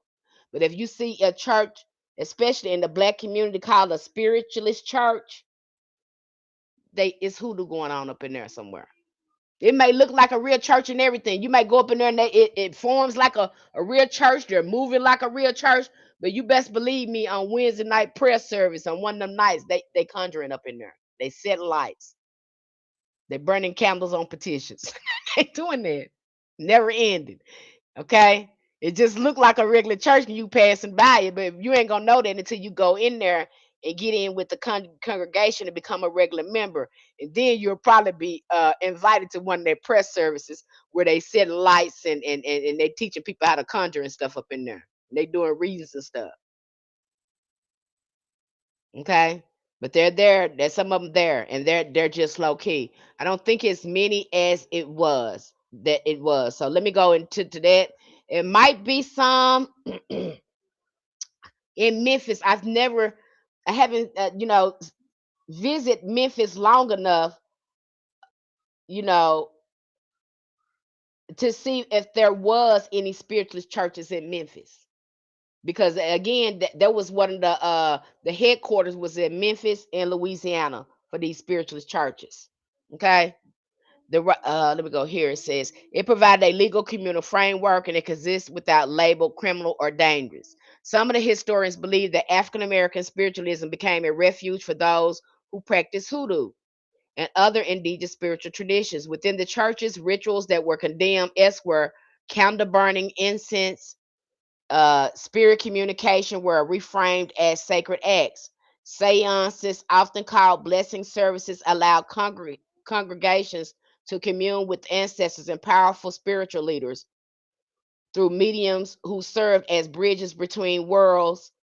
Um, Healing services, laying on the hands, prophetic messages, and miracle work were common ground in the belief that faith activated spiritual power. Now you'll see them too do this. I'm on one, don't want to say it wrong, so you guys don't come from me. But they do this too when they do a misa. If you've heard of a misa, MISA, it's a MESA. But you'll see that I think that's in the Banda spiritual practice or the Puerto Rican magic. They tap practice a sort of a spiritualism where they go in and they practice mediumship. They practice conjure and all these mediums in the church will come together and they will start doing readings and stuff for practitioners. And usually this is done. They'll have an event like this and people will come in because it's based on charity and offering. It's not so much a cost, but you do go in and you provide an offering. This is about charity and them sharing their gift out of charity to help you in your healing, help you with any issue that you got going on. Okay. But I definitely know that they still practice this sort of practice in a banda. What is the other one? I'm probably gonna that Puerto Rican magic as well. You will see that kind of they practice that, and you will see a little bit of that in 'cause I would say we have to look at Mexican magic because again they preserved a lot of ancestral knowledge in Mexican magic, so we have to look at it. We have to look at their stuff because again their ancestors are indigenous to the Americas, and so they preserved a lot of knowledge. Candomblé, yep. So they preserved a lot of knowledge. Now, if you're going to look at any ATR, look at the ones on your land and vet them properly. Make sure they ain't got a whole bunch of the conformist attitudes and crap up in there before you go up in there. Okay, make sure because you got them. They still have this conformist, colonized mindset, and I don't think they have unpacked a lot of that in their ATRs. Y'all need to do that work because you do. You have that up in there. Yes, you do. Yes, you do. Yes, you do. Y'all need to do that work because I mean, if you didn't have it in there, it wouldn't be all this regular stuff going on. Okay, they used to be beautiful at first. I don't know what happened to it. I don't know. I only trust Condomblade because it's matriarch. Okay, that makes sense. That makes sense why you would trust it. Okay, that makes sense why you would trust that. Okay, so be very careful. When you're going out here and thinking about that, let the ancestors lead you. They know what they're doing. They don't need your help. You say you want their help. How you gonna help them to help you? If you knew how to help yourself, you wouldn't need their help. What the hell? They don't need your help. They don't need you doing that. They know what they're doing. Okay. You may not understand what they're doing, but they know what they're doing. You call them to help you, let them help you. Stop trying to fix stuff on your own. They know what they're doing. They wanted you to be over there. Believe me, they're gonna plan it in a way that you could never have planned that. It's gonna line up perfectly. I promise you that. Okay? I promise you that. So again, they were already they're doing seances, they're doing healing services in the church. You'll see that they still have some of that going on, especially around the Hispanics. The Hispanics has never stopped. Okay, Memphis emerged as maybe I don't know what name to call them because people keep changing their name. Is y'all looking at that too? Cause y'all name keep changing. Y'all name keep Latino, Hispanic. I'm just Mexican. What is it? They Hell, and then our name getting ready to change too. I don't think we should be calling ourselves foundational Black Americans. I think we should be calling ourselves original Americans. That's just that simple. I'm not a fan. I'm original American. What you talking about? Because again too, you keep trying to tie us to slavery. We were prisoners of war, and you kind of and that, to me, you keep in that same scenario that we come from somewhere else and we don't. We're original Americans. We were already here when you got here. We're original Americans. We're not foundation of Black America. We are original Americans. And I kind of think with keeping that FBA, you're still keeping us away from our ethnicity. When really we are American. We are original Americans. That's it. We're not found that. I think we should be careful with that FBA thing because you still, they still try to tie you back to Africa some kind of way. I don't like that, or to being a slave. When you was here, we was here when they got here. That's the end of that. Stop saying that the only time we became noticeable is when we became a slave. Hell no, you knew we was here when you got here. So you saying the only time you saw me is when I became your slave. That's the only time I became alive and aware to you is when I became your slave. I don't agree with that. I just think, Tariq Nasheed, rethink that. Y'all rethink that original America. Because, see, I think you too tiptoeing around the fact we need to tell these damn people that they own our land. We trying to be nice about it, but really we need to be really overt about it. This is original people, original Americans. We already know this. Let's stop chicken and jiving. Okay? Yeah, we was prisoners of wars. We don't want that no more because we tired of carrying that heaviness on our wounds. We know who we are. We're original Americans. And that's what need to be on every application. That's how we need to identify ourselves. Now you need to come up with the fact that why you don't like that when it's the truth. I don't give a damn about you not liking it. It's the truth, and that's how we rolling. That's my, but I'm a Sagittarius. I don't give a damn about what other people think. I don't give a damn if you're mad about it. It is what it is. That's just me. Facts, gang, gang. With you, Miss Penny. Tell them to leave. Okay? We're original Americans. And then if you start addressing them like that, the sooner they can come up, they can start accepting that they ain't supposed to be on our land anyway. They're not supposed to be imposing nothing on us and treating us like that. Need to be a matter of fact. Foundation of Black Americans, we're prisoners of wars. We're original Americans, and we know that. Do we need to show you that? Because you wrote this in your own books who we were. And you want us to keep pretending we from Africa with you. Hell no. Stop playing with me. Stop playing with me. We know you didn't did paper genocide on this stuff. I'm just supposed to act like that ain't happened. No, we know the truth now. Our ancestors didn't have access to that information. They weren't privy to that. But now that we're the younger generation, we can dive deep. We know who we are now. We are original Americans. You don't come here. You don't come from here. You need to be telling us if you're a Polish American, Italian American, Swedish American, Asian American. You need to do that, not us. We're original Americans. That's all they need to be there. That's just my take. They need to change that. They need to change because you doing the same thing. I feel like you still getting us in the same pickle with Jesse Jackson. And so when I hear that, I'm like, is you boule? Because why you know this shit is true. So why you keep tap dancing? You need to tell these people. And the Malcolm X and Martin Luther King told you they exiled us in our own home. You kind of still rolling with that name. I don't know, you guys. Maybe I'm overthinking it. That's just me. He got it all hidden colors movies. We the people are the people. Okay? We don't need to be no foundation of Black Americans. We are the original Americans. Period. Now they can identify themselves as white Americans. Let them do that because that's how they want to. They want you again. We're playing their game if we're still using black and white. If they want to play that game black and white, let them call themselves white Americans. We are original Americans. Y'all playing that damn game by yourself. If you want to be walking around here white and clear with no pigment, you go right ahead. We're original Americans. We were here when you got here. We look just like this and we ain't changed. You try to change it with a piece of paper, but ain't did no good. We still here. Paper do not erase us. We still here. And then you wrote in your little fancy books who we was. So you can't hide it. You wrote this. I didn't say this. You saw it for yourself. I think we're setting ourselves up for another okie doke with the FBA. Let's just really think about it, y'all. Because they don't they need you to play this black and white game for their stuff to work.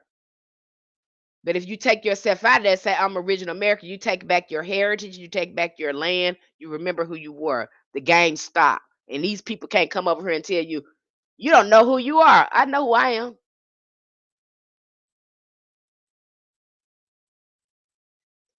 Giving you to other folks and stuff that don't even want you.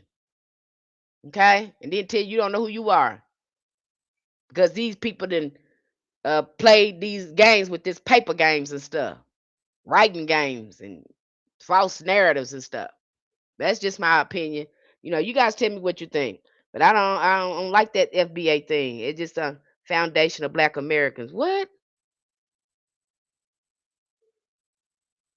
And we know that the reason why these folks getting away from this stuff because we don't have no authenticity. We need to be saying we are Americans, original Americans. Period. Stop playing this black and white game with these people. They want to be white because they think it make it better. I'm not gonna play that game with you. I'm original American. I always been better than you. What the hell you mean? I don't have to claim to be black or white, fit in your neck to make you feel good. I need to be black for you to feel good about being white. What the hell wrong with you? I'm original American. You come from somewhere else. Now, if you don't know where you come from and you want to call yourself white American, you go right ahead. I'm American. I'm original American. I've been here. I don't have to, start naming myself colors and shit. You'd want to do that.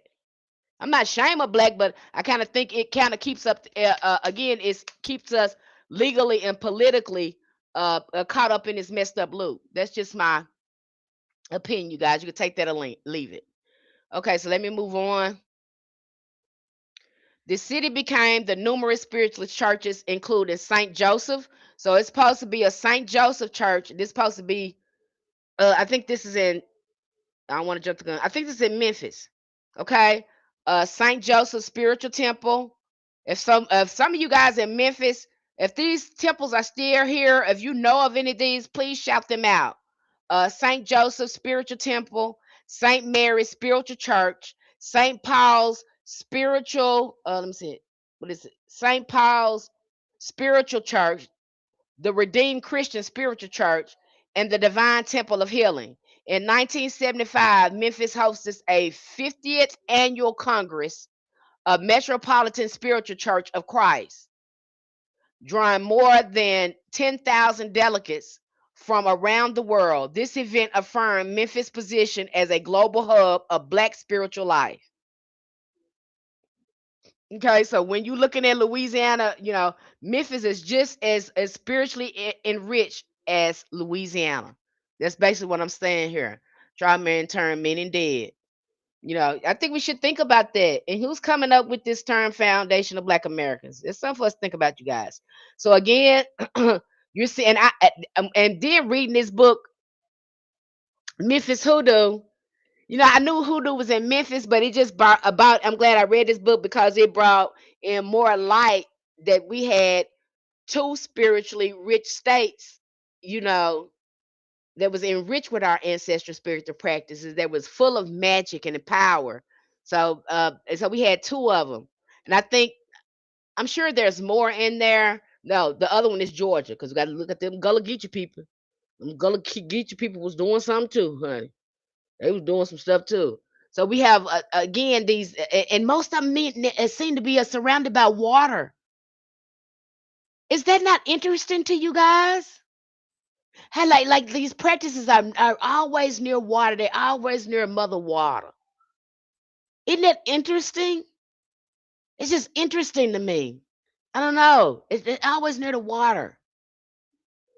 But Memphis is toxic. There's a lot of crazy spirits in Memphis. I can't dismiss that. Okay. But there's also some hoodoo practitioners in Memphis, so it's some power in there too.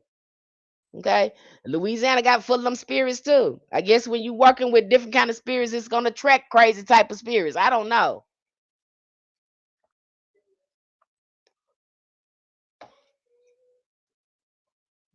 And they always running to Memphis to do stuff. Though I always running to Memphis to do stuff. Music and all that is.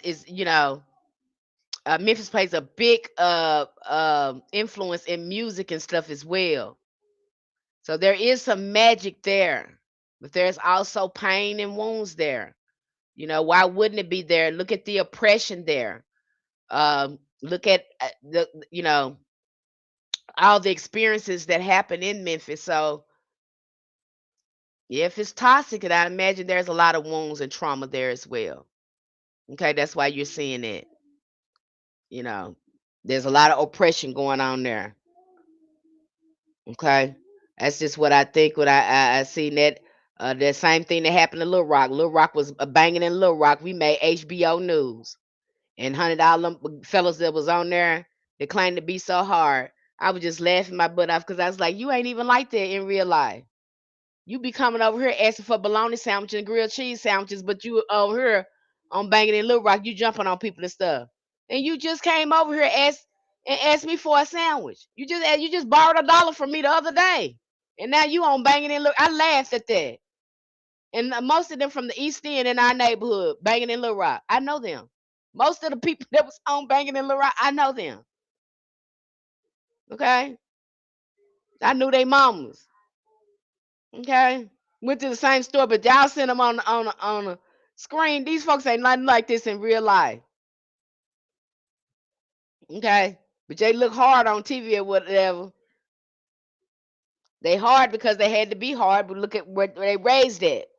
But me and you, we know them every day. We know they ain't them kind of people. Okay, they doing this for these folks. They got to make us look bad. I was ashamed that someone was on there. I was like, boy, why was you on there doing that? Because you know you ain't even like that.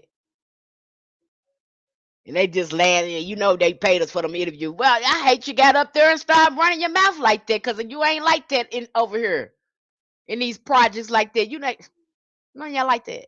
Yeah, I lived in the project, so a lot of them I knew. Okay, peace for healers. No, there were a few African slaves though, but there were way more American Indian Asian people enslaved. Yes, I agree with you, American Indian KD. Right. Okay. Perhaps no site is better represents the misunderstood spiritual landscape of Memphis than the St. Paul Spiritual Holy Temple, properly known as the Voodoo Village. Now, somebody came in here one day. I don't know who was. I don't know if it was Time Stamping Army or somebody on TikTok that was asking me about the Voodoo Village. And I was unaware of that. I was like, what are you talking about? It was like, Miss Penny, what you know about the Voodoo Village? I was like, I don't know. I don't know about the Voodoo Village, you know. And it's not until I got this book and I had did a little Googling on it. I couldn't find a lot on it when I went to research. And I was like, I can't find nothing on there. And when I started finding something, the people didn't look like us. I said, I know this ain't what they talking about. This can't be what they talking about. It's not until I got this, we went into this book and got this book. I said, this is what they were talking about.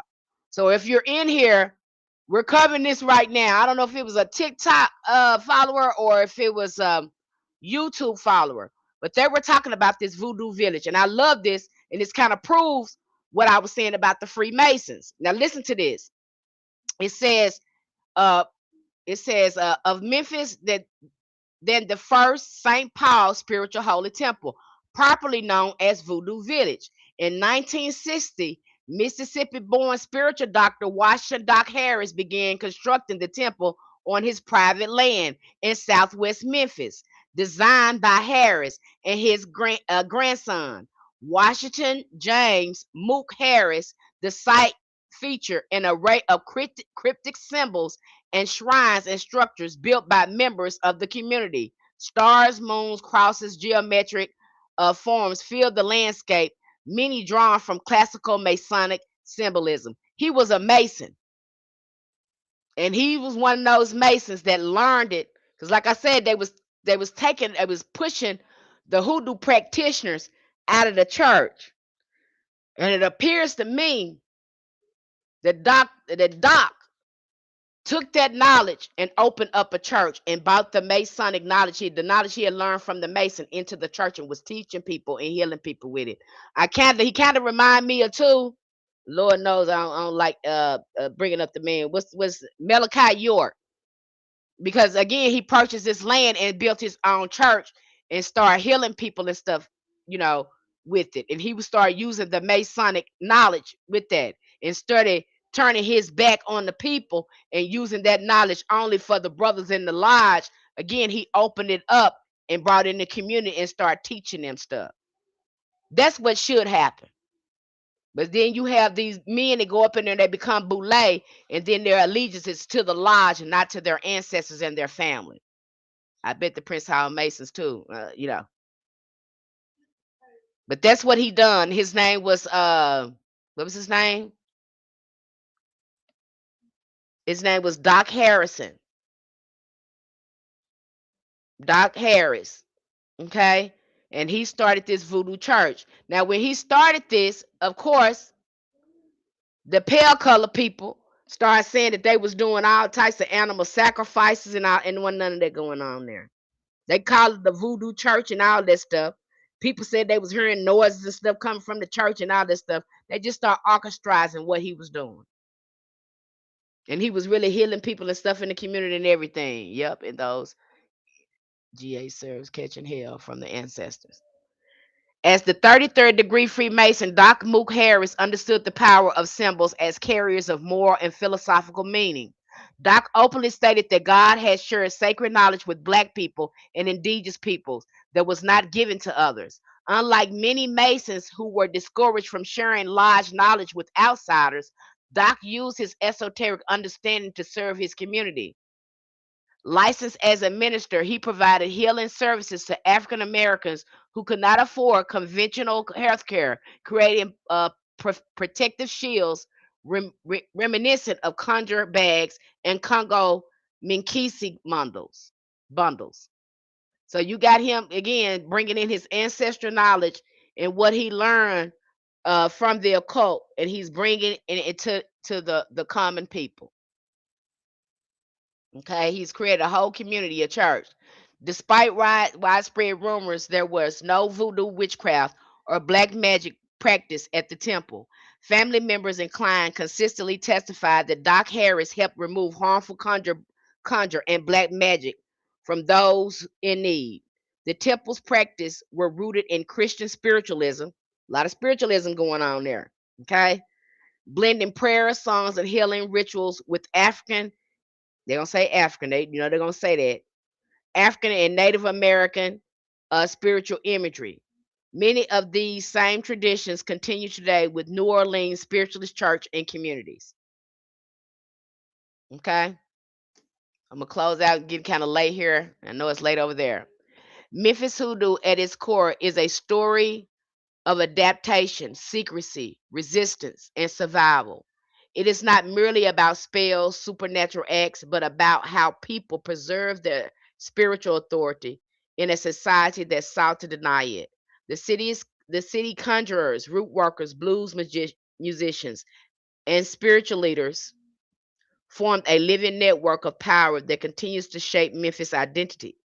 Beneath the headlines and misconception lies a tradition deeply connected to land, ancestry, and community, a tradition that refuses to be erased. Okay, that's the end of that. Okay, so this is a very good book. You want to cover this book. There's also some that go into talking about different herb staples and stuff that was used in Memphis Hoodoo. They also talk about Aunt Caroline Dye and how influential she was, but she was right between Memphis and Arkansas, um, kind of in the Delta, sort of like. So again, very good book. Look over this book. Very good information in there. Uh, very good insight, especially when it comes to the spiritualist churches. And you are seeing hoodoo being pushed out the church, and they're trying to find their own platform to preserve the ancestral knowledge. So you had a lot of that going on, and kind of again confirm what the ancestors told me when hoodoo was put out the church and Freemasonry. These Freemasonry preachers began to take over and start preaching this prosperity preaching, and kind of coated these, some of the members with some of they miss, basically. Okay. Does anybody have any questions or anything to ask me? The name of this book, oh, let me go back to the name of the book. It is called The Secret History of Memphis Hoodoo, Rootworkers, Conjurers, and Spiritualists. The book is by Tony Cale. He is a pale-faced man, but he's been tracking, Memphis Hoodoo for a long, long time. Uh, and he also bring lights, to all these marketeers that were trying to profit off our ancestors. Churches of God in Christ. Yeah, you see a lot of churches of God in Christ. They be doing conjure as well. I think that was a Bishop Mason. I think he was a did a Church of God in Christ as well. So you'll see some, I've seen some of it, but they try to get him to stop doing that. They were trying to get him to stop doing it in church. I think that's when Freemasons was going on, because they were trying to get Bishop Mason to stop doing that. Okay, but he was doing conjuring stuff in the church. They were trying to get him to stop it. Okay, but this is a really good book. He also did a YouTube interview, because I posted the interview. I try to post these interviews with these authors in our community. But he also did an interview with the news talking about his book. Uh, he did a interview with them. This is a very good book, a very good documentation of hoodoo history, and it really gives you more insight into how our ancestors was preserving the knowledge and how they were trying to keep it alive. Okay, all right. And if you're in our community, You got this book for free. If you're interested in learning hoodoo in its authentic form, I teach it to where you get results where these spirits start initiating you. You're going to have spiritual contact. If that's something that you're interested in, go check the link out in our bio and go check us out over there on Patreon. If you're interested in any of our readings, DM me. Okay, message me. Let me know that if you want an astro reading or if you want a tarot reading. Okay, and I'm open for that. All right. You guys take care. I love you. Talk to you soon. And we're going to talk about these spirits and how you can discern these spirits and stuff like that. So we're going to talk about cleansing and how these spirits look in people. Okay. You guys take care.